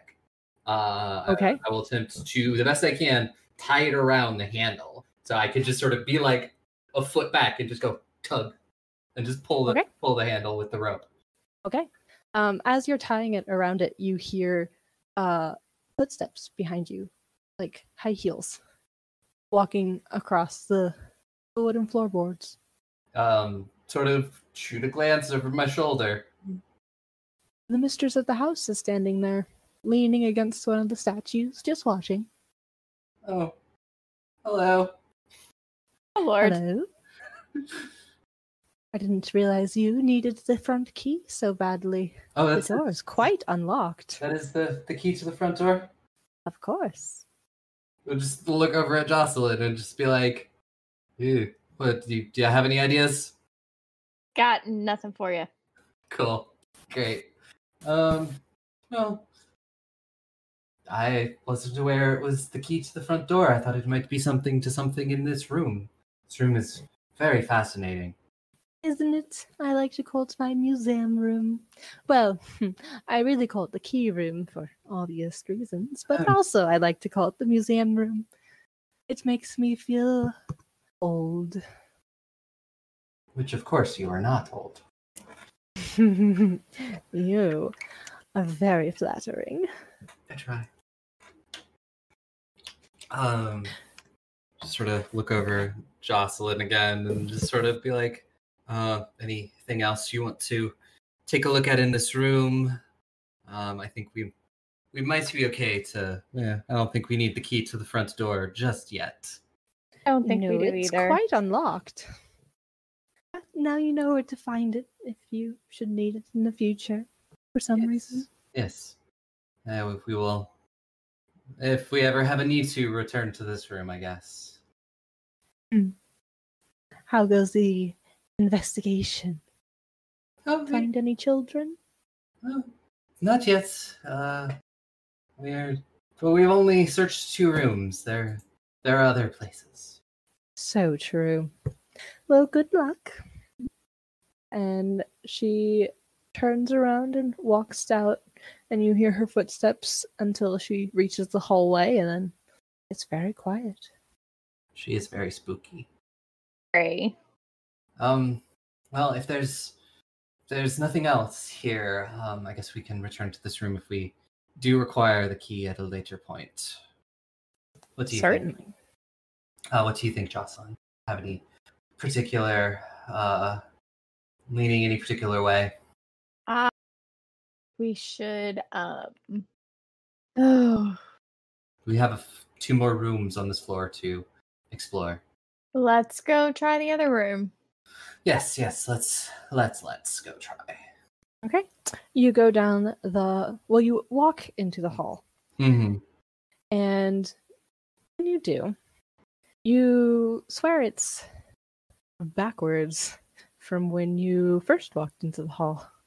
You can see across from you the stairwell area, the landing, but the door that's supposed to be down the left of the hall, it is to the left, but it's not right side of the hallway. Went through the left door, right? So topsy-turvy in this house. Well, let's go down the door that's now on the left. All right. You make your way down a hallway that feels very strangely reversed, and you enter this other room. You push through the door into a large, spacious, naturally lit room. The walls are painted a light blue, and in the center of the room hangs a golden bell. Different colored sunlight is filtering in through the floor-to-ceiling stained glass windows taking up the opposite wall. The stained glass is exquisitely detailed. At the bottom of it are two women, one with auburn hair and the other with flowing brown hair. And then there is a zigzagging design leading higher up the wall where the women are seen again, with a third figure, a man, and then more zigzags leading up to another floor that looks very similar to the house, almost like a dollhouse cutout. And then more zigzags up higher, where you see the two women are standing in a statue garden, and they are standing with a key between them. And then you see the zigzag up once more, and you see the women standing beside a large telescope, and one of the women has no face. These are BS. Yes, it appears, but how can that be? And Please also, make a sanity check. Yeah, I'll make a sanity check. Both of us, or just me, or just? Oh, both of you. I got a 97. Oof. Oof. Okie dokie. That's a big oof. Yeah, it is a big also oof. You said sunlight was coming through the window? I did. We came here at night, correct? You did. Yes, you did. I thought about that.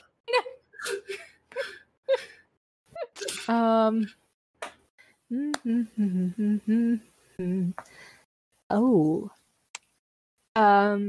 Evelyn, you lose 10 points of sanity.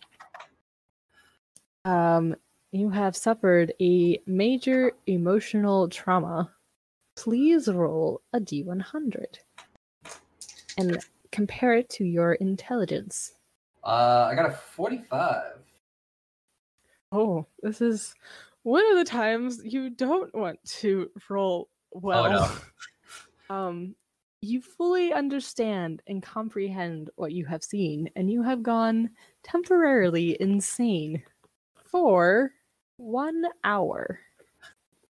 Oh no! Hold up. Let me give you your temporary insanity. Well, it was nice knowing everybody. Alright. You are going to gain a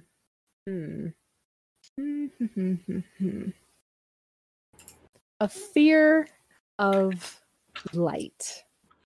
Okay. Just all light. Just all light.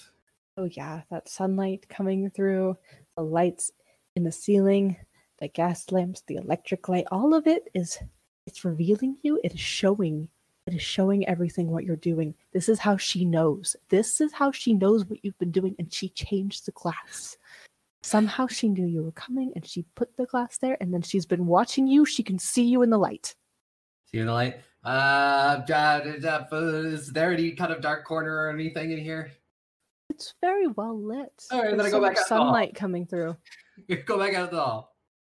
You go back out in the hallway, and it is not the same hallway that you left. Oh no! Oh no! It is a gently curving hallway with windows on either side and the ocean in both directions. Just open windows. They're not even like closed.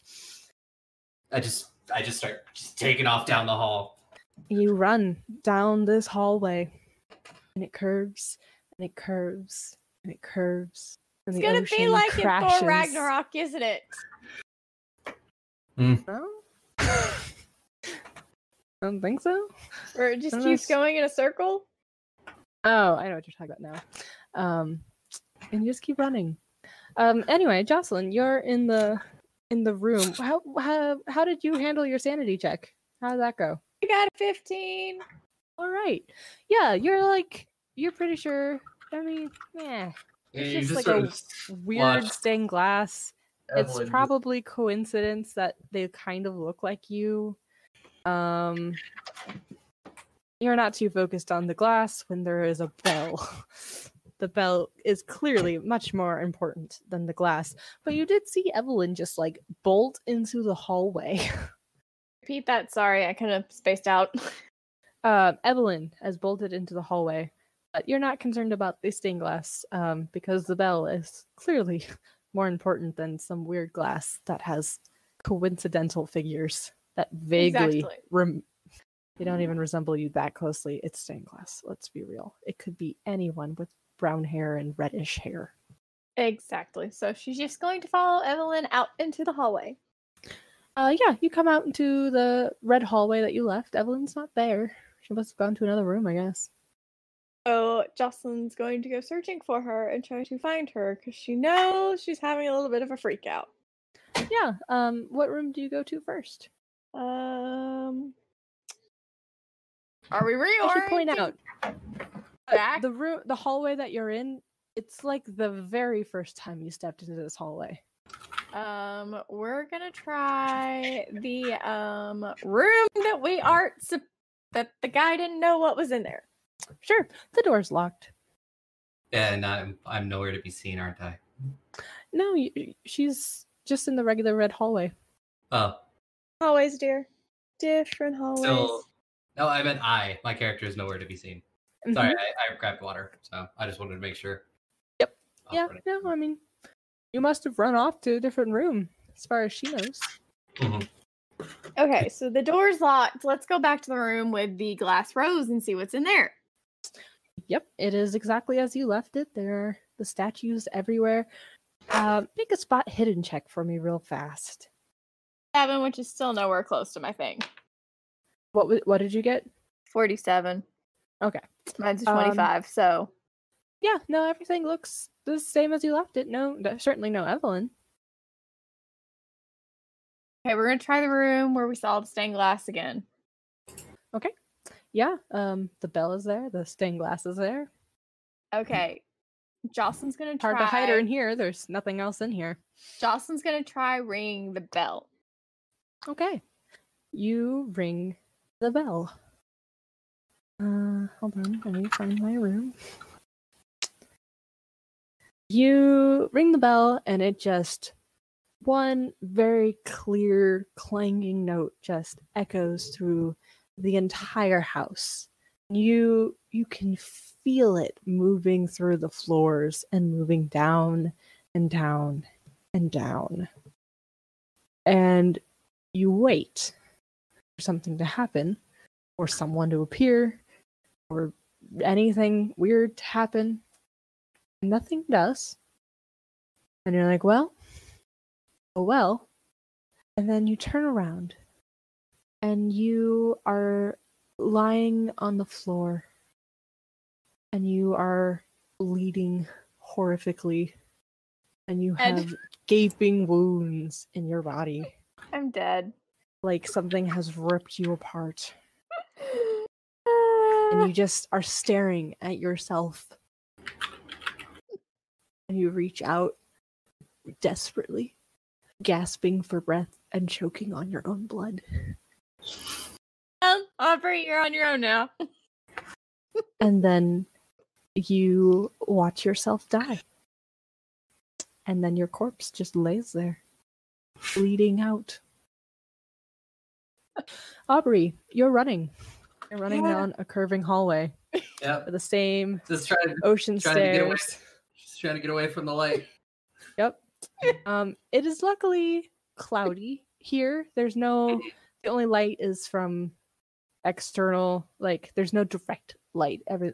Outside you just see cloudy skies and crashing oceans, and that's all you see. But there's no like direct light, and there's no like lights overhead above you. Mm-hmm. I imagine I eventually like get out of breath and have to stop. Yeah, like, you do eventually. The adrenaline like wears off slightly, and I just sort of take a moment and just be like, what the fuck? Going on? It's about at this moment that you realize that even though you're desperately out of breath and very tired and a little sweaty, your view is exactly the same as it was when you first entered the hallway. Hallway? It's like you've been running on a treadmill. Except they don't have treadmills yet. Running on a conveyor belt. There we go. Running on some sort of conveyor belt. Am I still in front of the door with the bell room? What door? Oh. Are there any doors in the hallway? No, just the open windows. What's outside of the open windows? A very long way down. And very sharp rocks at the bottom. Oh. I'm gonna start. It's funny. The city you're in, it's landlocked. I guess that. I'm just gonna start feeling my way along the walls to look for secret doors, anything that is door-like shaped. Yeah, go ahead and roll me a spot hidden. What does 0 mean on the 10 die? I don't remember. Oh, I'm pretty sure that's a 0, not 100. I'm pretty sure. I'm pretty sure Call of Cthulhu goes up to 99. It's 0 through 99. There's the 10, so I'm guessing that's supposed to be like, the 0. So I got a 9. If that is the case. Yes, I'm pretty sure. Mm-hmm. And if I'm wrong, don't correct me because I've never run this and I've only played it once. So we're just gonna go with this rule. It's gonna be a 0. Oh, wait. Did you roll all zeros or did you roll 9-0? I've got the one that's like I've got the 10-sided die that does like the I used for the big number. I have a 0 on that, and then I rolled a 9 on the second die. Okay. Yes, that would be 9. Cool. Because otherwise you couldn't get under 10. So that sounds like an extreme success, I think. Is that 1/5 of your number? That is more than one. I mean, my number for spot hidden is 50. Is 50. So yeah, that is under 1/5. Yes, it is, just by 1 point. Nicely done. Yeah. You're going along and you're searching and you're touching the windows and you're trying to find a door handle, something. You're looking up, you're looking on the floor, everywhere, and you're not finding any doors at all. And then you're like, fine. If there's no doors, but then there has to be another way. And as you're looking and trying to figure out how the heck to get out of this hallway that seems to go nowhere, you notice a tiny little mouse run past your feet, and it's running backwards, like and heading behind you. Like it is going tail first and running backwards. Okay. And going past you, behind you. So it's just not going the opposite way of me. It is actually moving backwards. He is actually moving backwards. I will do that. I will be like, okay, and I will walk backwards.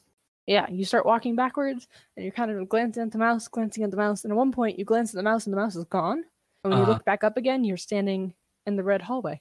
In the red hallway? Okay. Mm-hmm. That was my confusion earlier. I thought you said when I stopped, I was at the red hallway again. I was so confused. Oh, no. Sorry. No, carry on. Am I in front of a particular door? The same door that you came out of. Is it like open? Because if it's open, I'll just sort of turn around and push it open. Not like going into the room. I just want to look into the room, make sure I'm back in the house. Yeah, it's open, and you see Jocelyn standing there by the bell, staring at the floor. Jocelyn, did you ever give me a sanity check for watching yourself 15. die? 15. Okay. You know what? You are handling this. You're handling it much better than I am. Because everything's gonna be fine. Everything's gonna be great. Sure, this position. Yeah. It's gonna be fine. She looks a little shaken, but she's smiling as she stares at the floor. And the only thing different about the floor than before is that there is a puddle of blood there. Jocelyn, are you all right? I will take your silence as a yes. Could you hear me? No, I didn't hear you. I said, I hate this house. I'm not really the biggest fan of it either. That agency really better be fucking worth it. Beyond worth it. We should leave this room. Definitely. Real fast. Just both of you, give me a quick spot hidden. Nope. I got 79. Fair enough. 4. 4? 4. All right. Yeah, as you're turning to leave, you look back at the stained glass.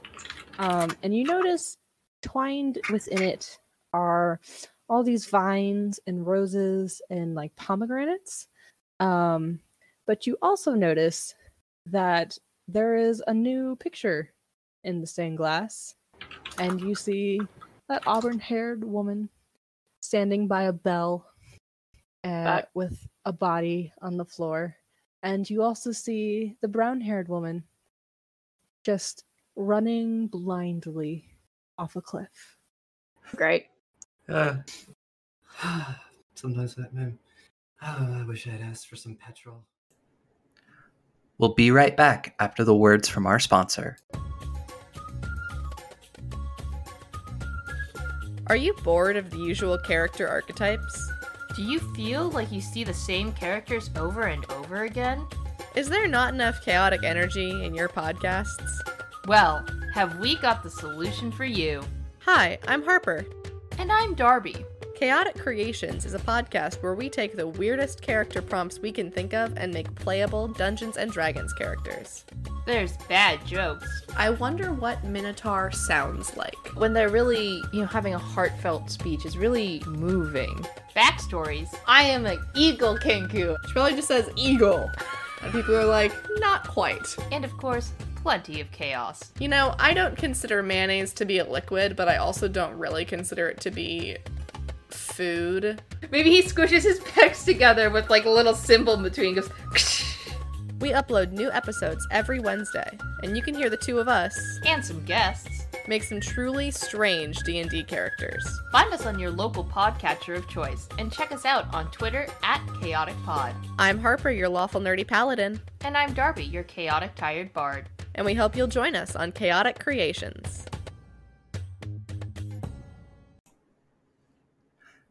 Enjoy the rest of the episode. So you are standing in the hallway outside of the bell room. Let me find my map. There it is. Yep. Yeah. What are you doing now? Now that you've gone through that. I want in that locked room. Yes. So badly. Let's get into that. Okay. How? I am. Oh, nope. I thought I'd taken the locksmith. I did not. I am not tempting those odds. Hang on. Keys character had locksmith. Just what you guys might have had. I have locksmith, but mine's 21. That's better than a 1%. Yep. Go ahead, give that sucker a roll. Survey says I keep dropping my dice. They keep eating out of my hand as I try to roll them. Well, that's not helpful. 21, exactly my locksmith score. Woof. Yeah, Jocelyn pulls out some hairpins. Out of her hair. Yeah, and one of them isn't like a normal hairpin. It's been, bent a little bit, so you actually have both pieces of your locksmithing tool, unlike most popular culture, which only has one and you need two. Anyway, I digress. And it's a little tricky for a minute, and for a second you're like, oh no, I've lost it. I've broken it. And then it clicks and it unlocks and the handle turns freely. Well, shall we see what's in there? On the count of 3? Sure, yeah. 1, 2, 2, 3. Hey. And then they open the door. You enter a large room with stone floors and brick walls. The lighting in here is electric, illuminating 3 long tables covered in dozens of wire cages. Skittering and scuttling around inside the cages are rats, mice, and even a few gray birds, a little smaller than pigeons. And as you get closer, they all go wild, just tumbling over each other and scrambling around like they're terrified. I have many regrets. Shut the door. Just shut the door. Which side of the door are you on? That's a great question. I thought we had just sort of like pushed it open to see what was in there. Yeah, we haven't entered yet. Okay. In there. So you just close it again? Yes. Okay. I don't think the children are in that room. If you're speaking, I cannot hear you. Nope. Oh, unless you're talking to, which would make more sense. Yeah. What's up with my mic on these things? Stubborn. Very. So yes, I don't think the children are in there. No way. Shall we go down? Yeah. Make sure this door locks behind us. You're locking the door? Yes, I'm returning it to how we found it. Okay.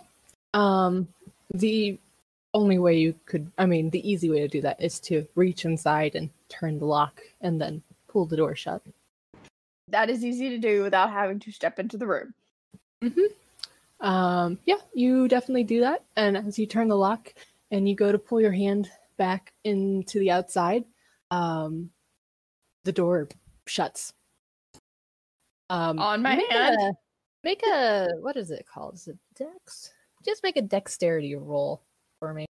Yeah, your basic dexterity. Let me double check what my dex is first. Oh, there's also straight up dodge, too. Yeah, we're gonna take dexterity because mine's an 80. Yeah, we'll go with dex. Because dex is actually going to be better than dodge in this situation. And I will say it's the dexterity of moving your hand fast enough. I got a 2. You got an A2? A2. Yeah, you just whoop, suck your hand right out of there real fast. And the door just slams shut. And it's locked again because you locked it yourself. Yep. I hope all of those birds have a nice time in there. Same. Yes, down the stairs. All right. You go down the stairs to, I don't know, label these stairs. Anyway, for my own personal joy and delight, to the, where are we at? Second floor. Not label these. So we've got, anyway, we've got library, bathroom, and sitting room. Yes. Let's start with the library. Nothing has ever happened in a library. Yeah, you as you approach the double doors at the straight across from the stairwell, make a spot hidden check. Cool. Both of us. 32. 13. Care. As you watch, you realize that the wood of the doors are warped. No, they're warping. As you watch, the 2 doors swell outward with a heavy and then draw in again, curving in towards the room. As if it's breathing. Yes. And each movement is causing the wood to creak and crack. For me, please. Now I wish I hadn't noticed. Oh, but I got a 42. I'm good. All right, so Sane. I got a 16. No, a 46. 46. Sorry. Still, Right, still a success. You're pretty sure it's termites. Yeah, I'm pretty sure you've heard of termites doing something weird like this. just. It's an old house. It's bound to have termites. You go in? Yep. Yep. Okay. You open the doors and you enter the library. And there is deep blue carpet upon the floor and gray and blue wallpaper in a repetitive pattern. Most of the walls are covered in dark wood bookshelves, and there are a pair of oval tables in between the shelves. Give me another spot hidden. 36. Is that a success? Yeah, my spot hidden is 50. Yeah, as you're kind of looking over it all and you're looking at the wallpaper, you're pretty sure that you see faces in the wallpaper pattern. You know, kind of like how you look at clouds, you see faces. Uh-huh. And the faces they're familiar. They're yours. Oh. Be another sanity check. Yep, I was expecting that. Oh, 33. Just like clouds, that's all. It's just your brain. It's just your imagination. It's just true. It's another great. It's not real. It's not real. It's not real. Okay, Emery. Now I'm not exactly sure what I expected to find in here, but it is certainly nice to just see a library. Let's see if we can find anything in here. Part of me is starting to wonder if there were ever children in the first place. There are books all over the shelves. There are lots of books, in fact. Do you look at any of the books? Sure. Okay. You know, something catches my eye, pull it down, like flip through some pages. Sure. You pull down one book, and it is blue and leather-bound volume, and there are a pair of eyes as the cover art, and underneath it, it says "Mirth and Violence" by Corey Bell. The pages are blank. Well, that's. I honestly don't know what I was expecting. Close the book, put it away. Okay. You look at another. Sure. Yeah. You pull down a blue leather-bound volume with a pair of eyes as the cover art, and the title beneath it says "Mirth and Violence" by Corey Bell. The pages are blank. You just said that. I put it away, and then it's just like, I don't like this library. I'm confused. Do you look at another book? No. It's okay. You can tell. They're all the same book. Jocelyn, what could your little doohickey tell us about this room? I don't know if it'll work. Let's give it a shot. Okay. Go ahead and roll that occult. Come on, lower than 60, lower than 60, lower than 60. 45! Yeah, you are getting some faint readings from, well, faint perhaps is the word. Very strong readings is a better term to use. I don't know why I said faint. Very strong readings from the entire room. The doors, the walls, the books. Mostly the books. Coming from the books. So, what's it telling you? Something definitely in here with us. And it seems to be coming strongest from the books on the shelf. Yeah, the lady of the house was a very big fan of this one particular author and bought apparently every single copy of their book. Is there a photograph of said Arthur in the book? I don't know. Why don't you take a look? You take a book from the shelf. Yeah. The pages are blank. Flips to the back cover to see if there's an author image. There are just a pair of eyes as the title card, and underneath it, it says Mirth and Violence by Corey Bell. Yeah. Quite interesting. Oh, that was my reaction too. Make me a spot hidden check. Either of you? 65. Is that a success? That is not a success. Okie dokie. I got a 1. That is a success.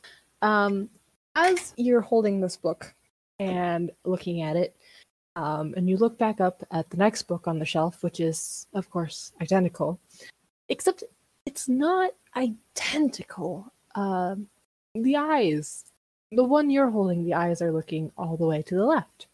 The one behind it is looking center.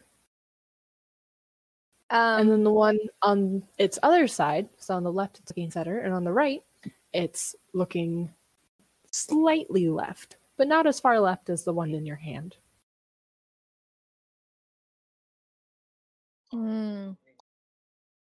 Evie, these books are looking different directions.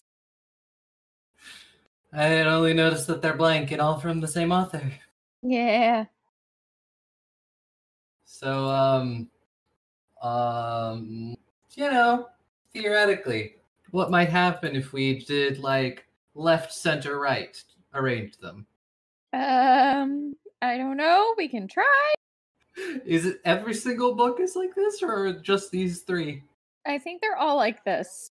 Oh, Yeah, as you start kind of looking through them all, they all are looking ever so slightly different. There are a couple repeats as it goes, but and most of them seem to be in order. Well, let it not be on us to mess up the good lady's order that she has her empty books in. Okay. Sounds like a plan. Let's put everything back the way we found it and leave this room. Are you putting the books back exactly as you found it, or are you rearranging them so that the eyes move correctly? I don't know. The way we found it. The way we found it. The way we found it sounds great. Okay. You put them back the way you found it. Where to next? The bathroom? I think the bathroom would be a safe bet. Yep. All right. You open the door into a bathroom with white tile floors and walls painted so dark a red that they're really almost black. There is one red bulb hanging from the ceiling, and the only reason that you know this is a bathroom, apart from Butler telling you so, is because of the single copper bathtub in the direct center of the room. I would not want to take a bath in that. Yeah, I don't think either. Kind of reminds me of a story I read years ago about some countess and, who would, drain young girls of their blood and bathe in it. Looks at Jocelyn and just like, that's totally not real, right? I mean, Jocelyn just doesn't know what to say. I don't even know anymore. So it's just a bathtub here. There's not like a sink or anything. There's nothing else in the room. Just a bathtub and the bulb. Like the light bulb. Mm-hmm. Sorry. That's not like a flower bulb. I guess it was the light bulb. So like, wow, Ferris didn't mention flowers. It's just a single tulip bulb. It's time to plant. Just to sate my curiosity, Evelyn walks over and turns on the water in the tub. Sure. You turn on the water, and even though you don't see any piping anywhere or any way, it could be connected to the plumbing. The plumbing. The plumbing. As soon as you don't even like really turn the knob very much. You get it maybe a quarter of a turn before you hear something coming up and then out. And then liquid starts to pour forth from the What spout. starts to pour forth from the spout? You kind of cut Is it out on my water? end. You said liquid. Is it water? It's not. I shut off the tap. It doesn't turn off. Oh, well, that's really unfortunate for the lady. And it is filling up the tub very fast. What kind of liquid is it? It's probably blood. Yeah, sounds great. I just be like, you know what? She can deal with this later. And we're just gonna walk out of the bathroom. Yeah, you can still hear it in there. Yep. Jocelyn's just gonna follow behind. We're gonna close the door, and so she asks, like, "Oh, who overflowed my tub?" It's like, what? It's not us. It's totally not us. Totally not us. Blame it on Butler. Somebody make a listen check for me real fast. My list is 40, so I'll make 17. 17. Yeah, you close the door on the bathroom. You can hear the blood still pouring into the tub and filling it up rather quickly. It's impressive how fast that tub fills. And then you also hear something else, something you haven't heard yet. Just very, very deep. It sounds like it's like rumbling up from beneath the house, almost just.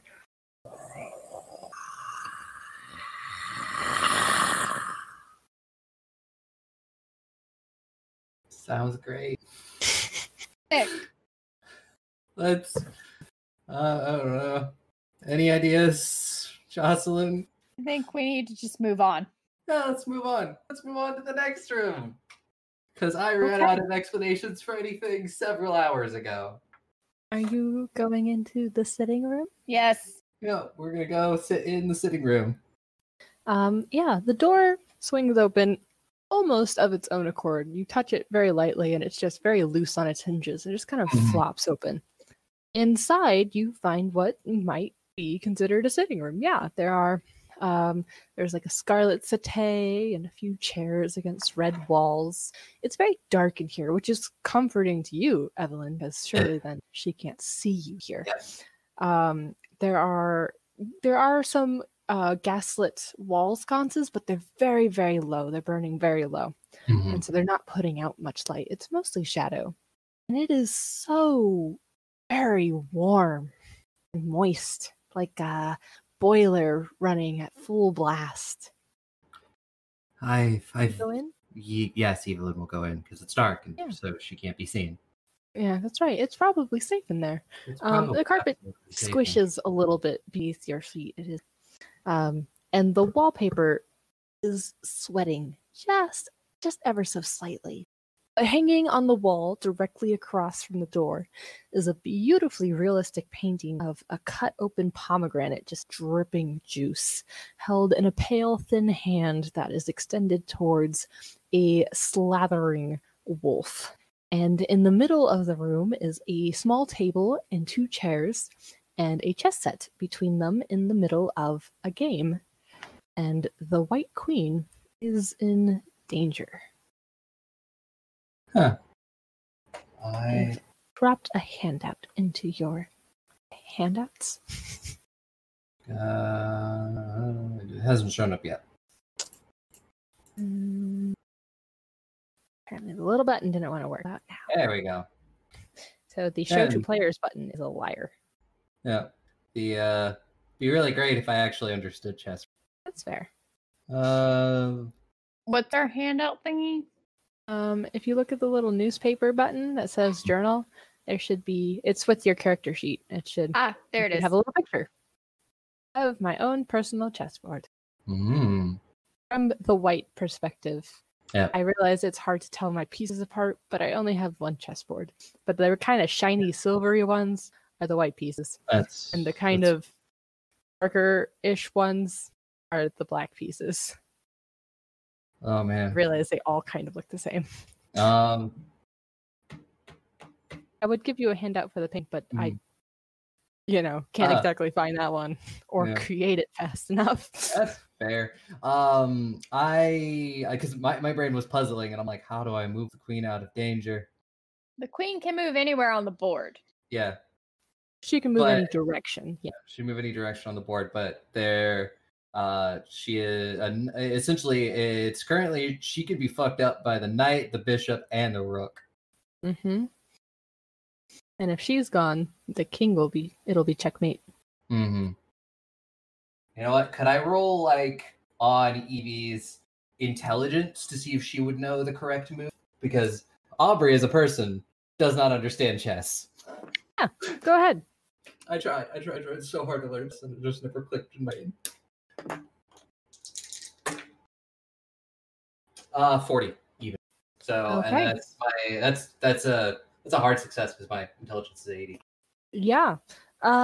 You would say, looking at this, that the best choice is probably, hold on, let me make sure I'm reading this correctly. It's been a while, is to sacrifice the queen to the knight by eliminating the rook. So yeah, if it's the one I deem is the best move, I will go for it. I will do that. Making sure I'm not. Yeah, no, yeah. So you move the queen to the rook and take out that piece. And interesting. 1 second, please.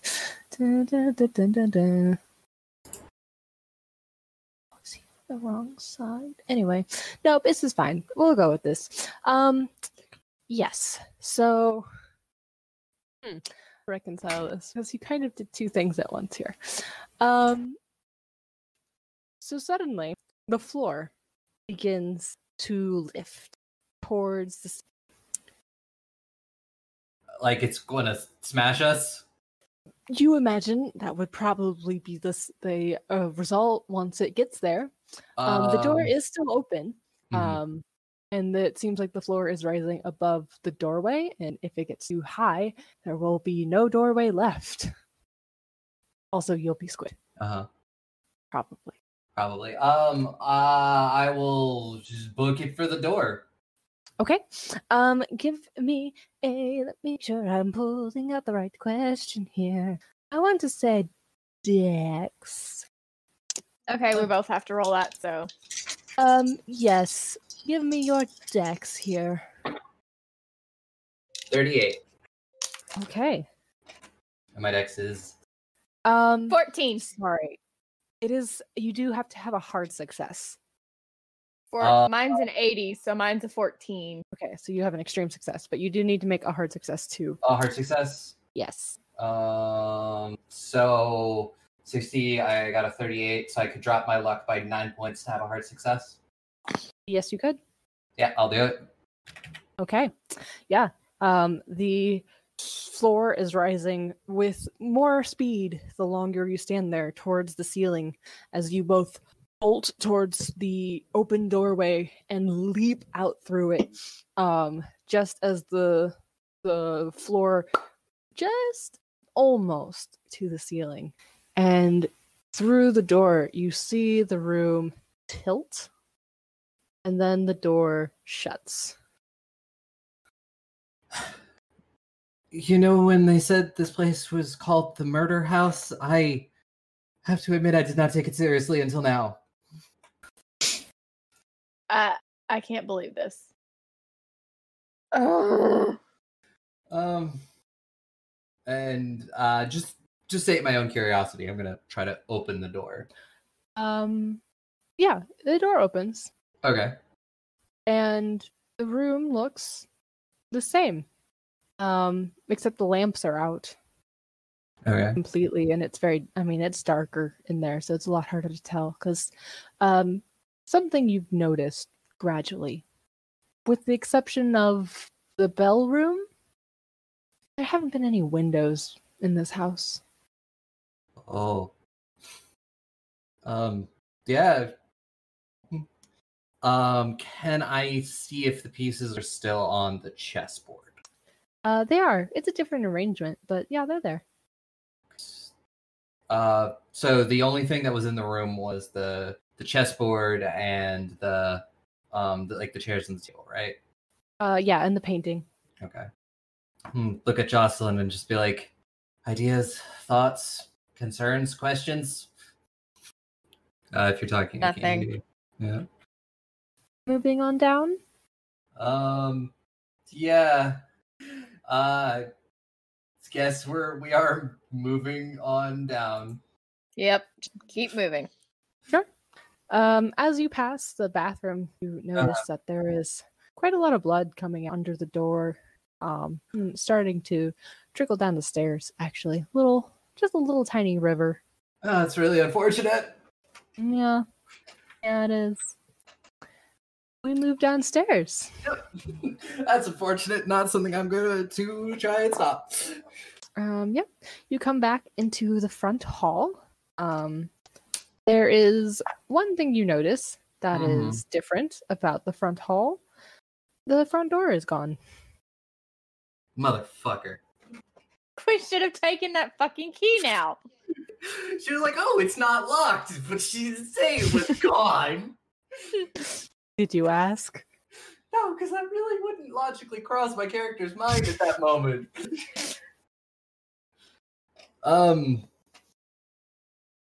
Well, we may have to make a journey to go get that key in a minute. Is there anything other than the parlor and the hall here? Yeah, there's another door. Okay. Look at Jocelyn, just be like, would you like to see what's behind here before we... Honestly, I'm ready to go home. Definitely. Okay. You pushed into a large kitchen with dark stone tiles and heavy wooden beams. The counters are bare, but there are no cabinets or drawers, no pantry, there's no icebox. There is a cast iron stove, but it looks like it's never been used. And the sink has no drain. There is a dark wooden table with 2 chairs set at it and a single bowl of pomegranates. And then in the corner is a narrow spiral staircase made of iron that descends beneath the kitchen. Well, she apparently really likes pomegranates. Just because I make bad decisions. Can I go pick up a pomegranate? Yeah, it's a pomegranate. Cool. Out of...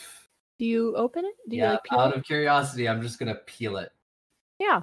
It's a little tough at first, you gotta really dig your nails into that dumb thing and get that stupid rind off. And as you're peeling it away, you get to the really nice little jewelly pieces of fruit inside, little seeds of deliciousness. But then as you keep cracking it open more and more, it's not seeds. What is it? It's spiders. Oh, no. No. Eat. No, I just saw something across the kitchen. I don't give a shit.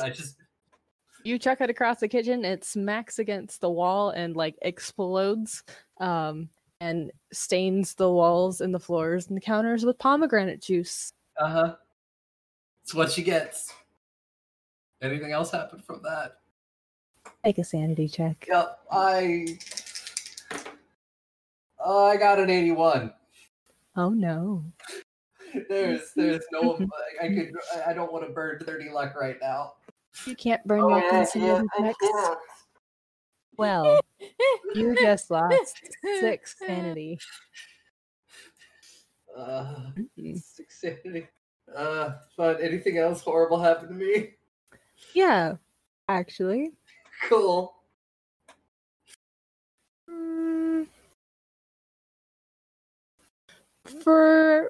You hurl the pomegranate that you were so sure had spiders in it, and it splashes against the wall and smears everything with juice.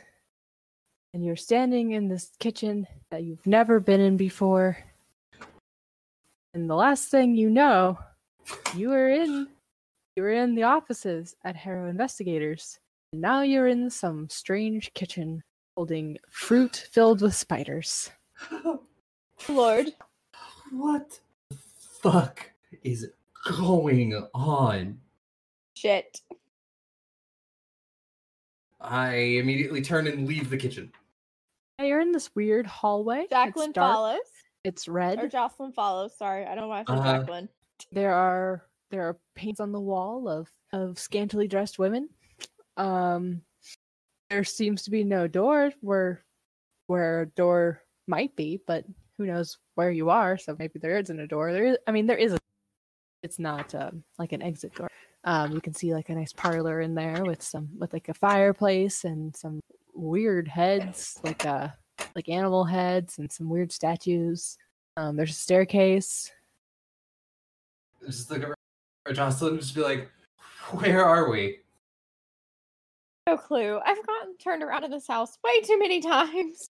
No, but where are we?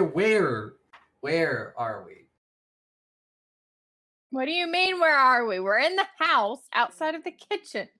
No, we were just at the office. Did I miss something? No, I mean, we were literally just in the office.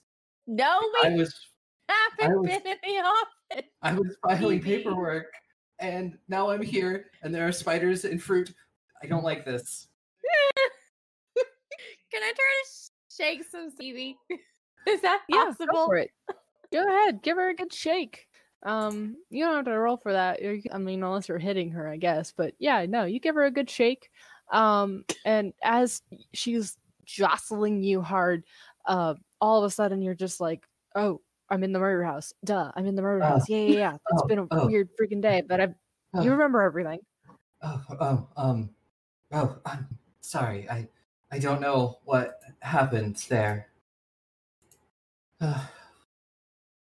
We should go get that key, or I don't know. Do we want to? Do we really want to check out the basement? Yeah, we need to go check the basement out. Okay. Yeah. We're gonna. Because I'm guessing that is stairs to the basement. You are correct. That leads down to Butler's cellar. You go down the little spiral staircase. It's not nearly as tall as the other one. And you come down into a dimly lit, damp, bare brick. It's taller than a crawl space, but it's not much better than a crawl space. There's a little cot and a large sink and a tiny stove.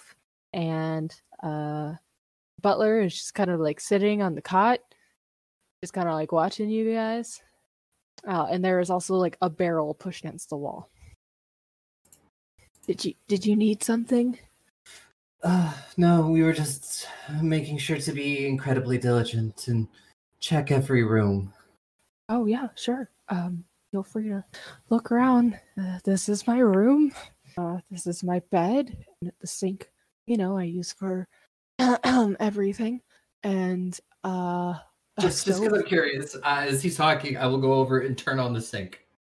Yeah, water comes out. And just be like, oh, and then I'm gonna like splash my face with water just to like, just be like, okay, this is water, not blood. Yeah, it's cold. It's very cold It water. probably feels really nice right now. It does, especially because the room very hot. It kind of reminds you of the sitting room, but hotter. Oh.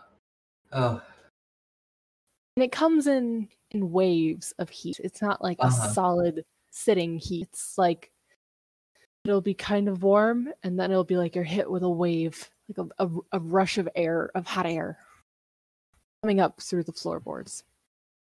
Out of curiosity, do you know where the boiler is? It's underneath, and he points at the barrel, and you see behind it there's like a little outline of like a little half door. I try not to go down there. I don't like it. Why don't you like it? It creeps me out. It's creeping us out too. Yeah, being eaten. You want to make a spot hidden check for me? Not really, but I'll do Either it. of us. Either I'll of you, do one. both of you. Do it. Give me both. Oh no, I thought that was something, and that's a 95. Okay. But I mean, that's spot hidden, so I may not notice the horrible thing that may reduce my sanity. Or it could have been a good thing. Real hard to tell sometimes. 22. Success? Yes. All right. Yeah. As Evelyn's kind of like moving the barrel to look at the door, you, Jocelyn, notice one of the bricks isn't quite flush with the other bricks, kind of like low and near the cot. It's just jutting out just a little bit. Sorry, I zoned. Sorry. Yeah, there's a brick kind of low on the wall by the cot. It's jutting out just a little bit. It's not flush with the wall. And it doesn't look like there's much Mortar left. Thank you. Okay, we're gonna pull it free. Yeah, you pull it free, and some pages kind of come tumbling out. Old pages. Evie, Yes. come look. Okay. Come over and look at the pages with her. One moment. Here's one page. Let's start with the first. We'll go through it. There is a transcript underneath them. But it says, I smuggled some pen. I don't think she knows about it if it comes from outside. I hope not. I suspect she'd kill me if she found out I was writing these. I won't call them letters. I know I have no hope of getting them beyond these walls. A journal, then, to you, my dearest sisters. One day, maybe, you'll at least learn of my fate. But I hope you never come looking for me. I hope you get out of that house and safely away from them. Aggie, you've always been the smart one, and Stella, you've got more bravery than I ever had. Be safe, sweet sisters, and be strong. And then the next entry says, August? Still? I haven't the slightest idea what day it is anymore. There's no windows in this house, none that look out onto anywhere, and I am forbidden from going into the observatory. You would probably go anyway, Stella, but I have no desire to cross the mistress of this house. If I do everything right, maybe at the end of this, she'll release me with my wish, and we'll all be free together. And then you find another page. Get it into your journals. And this one says, September, I think. There's something underneath my cellar. I thought it was just a boiler room, but something down there other than a boiler. September. God have mercy, what is it? I can hear it at night, rumbling up through the floors until it feels like the cellar is breathing. As it gets so hot I can barely stand it. Other times it's cold enough to see my breath. And then today, someone came back from an errand for the mistress. They unfortunately hadn't succeeded. What to do, I didn't know the protocol for this yet. I do now, though. The mistress spoke to them about her disappointment, about the details of their arrangement, and then she led them down into my cellar. And I saw them go down further into the boiler room. 30 minutes later, the mistress came back alone. I never saw that client again. I didn't ask what had happened. Then you find another page. Later. It's quiet. It's so quiet. And the next entry. September. I've started calling it the Beast. Whatever is down there, I don't know why, but it feels fitting. And somehow it scares me less at night, giving it a name. I do not think it is a real beast, though. Whatever is down there is much worse. October. I'm guessing on the month. It could be any day, really, but the mistress only takes on so many clients a month, rarely more than 4, especially if they fail. I'd rather not tell you what happens when they fail. It's nothing I like to remember. Some punishments are worse than others. I will only say there's not a single room in this house that is not dangerous in some way. I think it is alive. I think I have been eaten and am only waiting to be digested. And then you find another page. This one is torn at the bottom, and it says October. Why did you come here? Stella, what were you thinking? And to bring Aggie? I can't help you. Do you understand that? I cannot help you. And if you fail, I will lose you. Only I could. But the risk is too great. If she discovers me, she will feed all 3 of us to the beast. Clever Aggie, this house holds her secrets. She... And then a little further down, it just says her N.A., and the rest of the page is torn. And then there is only one last page. And it reads, Stella, I don't know how to help you, and I don't know how long Aggie will stay safe from her. It's only a matter of time before. We'll run, Stella. We'll try to run, together. If I can just get you from that cage before she notices. At least we'll have our lives, even if I don't know how to fix what she's done to us. And that's all the pages. Well, this is all absolutely lovely. Bloody lovely. Look over at Jocelyn and just be like, are we going down there? We have no choice. We have to go down. That's what I thought you'd say. Do we want to make sure we have the key first? What key? The key to the house. Remember? Let's go upstairs and get the key to the house first. Okay. And Butler kind of like straightens up and says, I take the key. Well, why not? I mean, it'll unlock the door, but it'll kind of cost you your arm. We did notice that. I don't know if you want to try to run from here I mean, bleeding out. maybe. I guess we can cross that bridge when we get to it. Jocelyn, I guess we have got to go deeper. Into the bowels. The bowels of the beast. You're going down there? Just pull out my gun. Yes, we're going down there. Oh, dang. Okay. Good luck. Thank you. I'm sorry that you got dragged into this. If there's any way we can get you out of here, we will.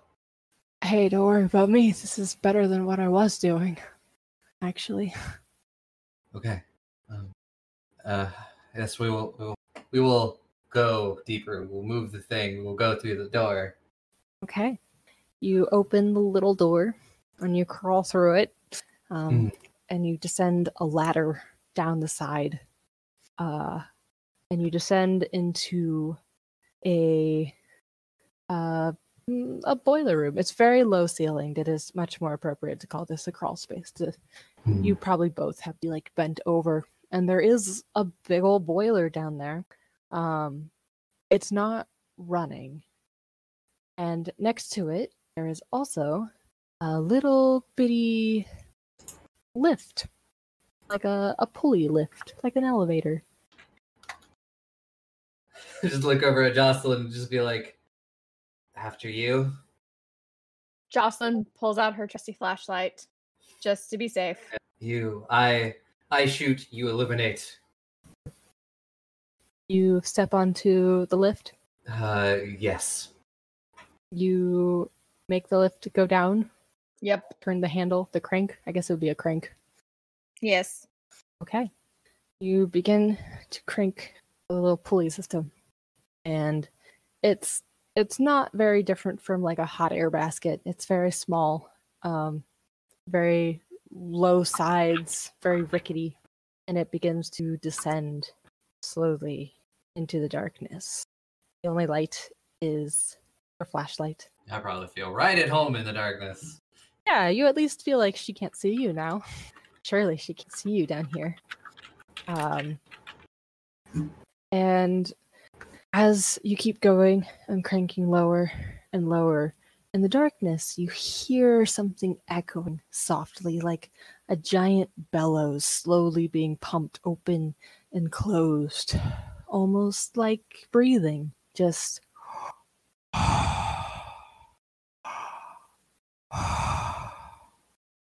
It's just full of I don't like. Yeah. Do you keep descending? Yep. Keep turning that crank and hearing it just on down. And the breathing is getting louder.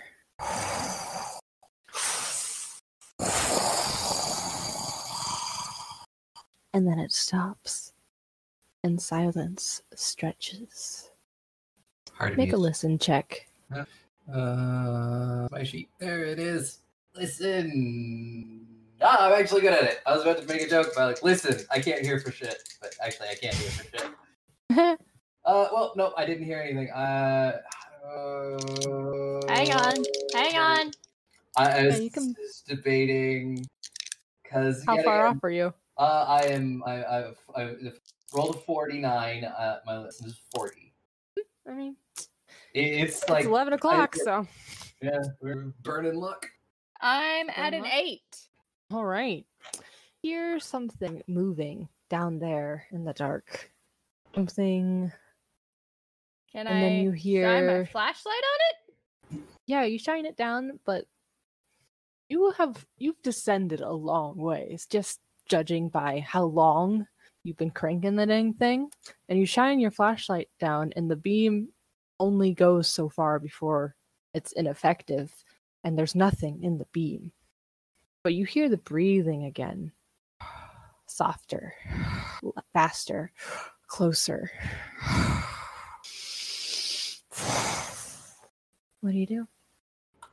I hold my gun very tightly. Are you still descending? Yes. Yep. It starts going down and down and down. It's not like we really have anywhere else to go. And then your flashlight catches on a wall. There's a wall suddenly close enough that the beam is reflecting off of it. And then the wall splits open. And it is an enormous yellow eye, larger than both of you. Oh no. The house is alive. And you watch the pupil grow in the light.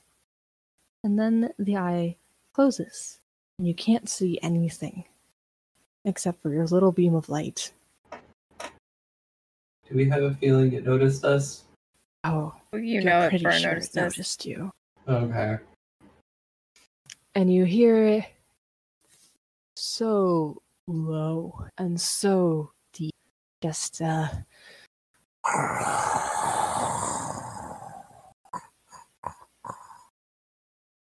and you feel a wave of heat wash over you. Where are you shining your flashlight? I don't know, Jocelyn. Where are you shining your flashlight? I mean, I don't know where to shine it at this point. Straight ahead, down, up, behind you, to your left, to your right. To the left. To the left, to the left.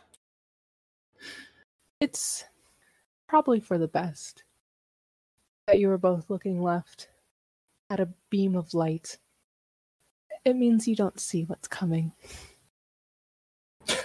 And you don't feel much either as the jaws close around you Oh no. and you go down. Us. And, yeah.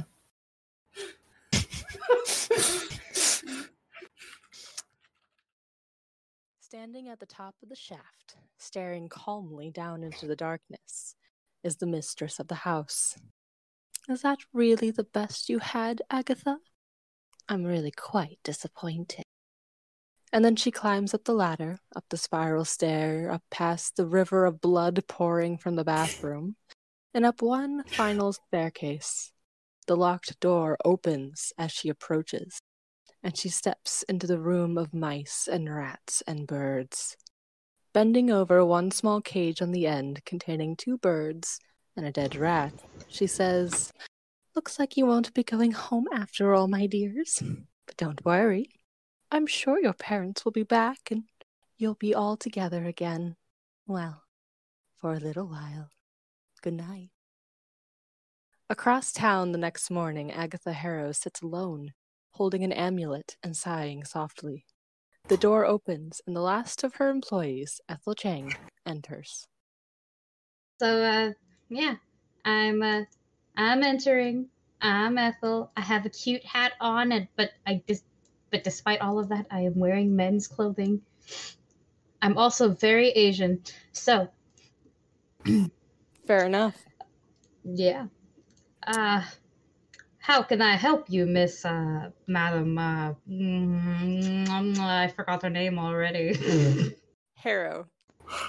Madam You've Harrow. worked for her for a while. And curiously, the offices are very quiet this time of day. You don't see Evelyn at her desk. You don't hear Jocelyn puttering around with equipment upstairs. It's just Harrow and her cat. And she looks very, very withdrawn. Very quiet.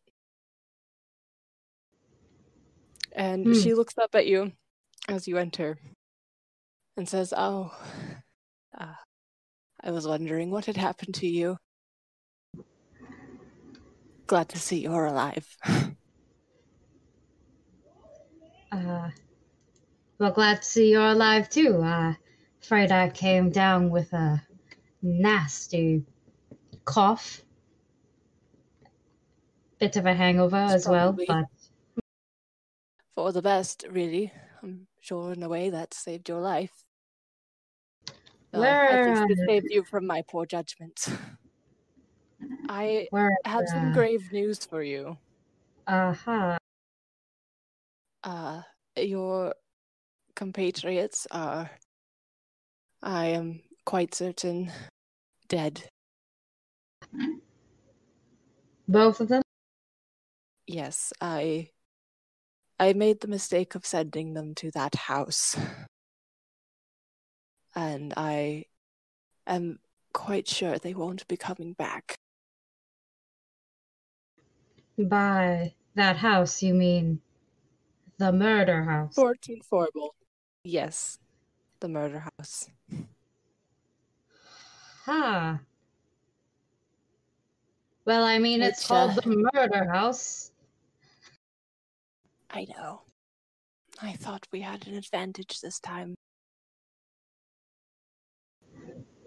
That was my arrogance, though, and I regret the part I played in it. But it does leave you as the last investigator of harrowing investigators. Though I can understand if you'd want to leave. But if you did choose to stay, well, you would make a fine successor, Ethel. Well, madam, not going to lie, that is quite troubling news, and I'll take my hat off for that, you know. Not a tip of the hat, but like I'll take it off and put it on my chest. You know? Yeah. Like a respect thing. Yeah, out of respect. Well, but I'm not about to turn down inheriting this. I want pretty much what you want, and well, while I'm not in any rush to get into a murder house, I will say I don't intend on letting your legacy die this easily. I appreciate that. Well, I have to mourn my friends now, as well. More fire for later. Of course. It's in your hands now, Ethel. Do with it as you will. And I think that's good. Oh. I was like, okay, that's it. Okay. I did really expect you to just turn around at any point. No. You just sat there and waited for it to eat you. Yeah, I guess that's fair. You didn't shoot it. You didn't try to go away. You just sat there and kept getting closer to it. I'm not gonna lie, I knew we were gonna die, so I just accepted fate. I'm like, are they just gonna wait for it? I'm like, okay, I'm giving you as many warnings as I can here. Well, also I think we both were like, okay, we're gonna end it at some point soon because we're getting to our usual cutoff point. Yep. But yeah, you know, I mean, I thought this was a possibility. I didn't actually expect it to be the ending. I really didn't. There are a lot of things I thought might have happened, and that wasn't it. But dang, if you can just get eaten by the beast below. Yep. I was expecting like, oh, we'll come to something because they talked about cages. Yeah, you noped right out of that room. Oh. That was my favorite part. You open the door. They were just stuck as animals. And you go, this isn't where the kids are, and you close the door. I have to mute myself to laugh because that is exactly where the children are. Oh man, I was laughing real hard for a minute. I'm like, well, okay, fair enough. Maybe that's on me. Maybe I didn't give you enough clues. I don't know. No, that actually makes total sense now that I think about it. We just went, oh no, just a bunch of birds.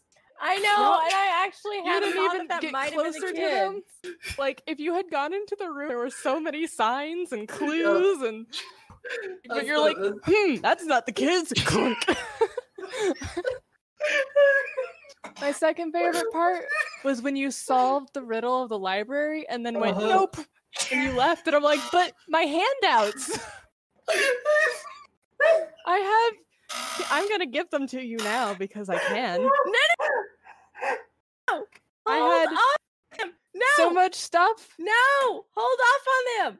We can Too do late. another version of this at a future date! I mean, true, but I'm gonna give you the handouts anyway because I'm very proud of them.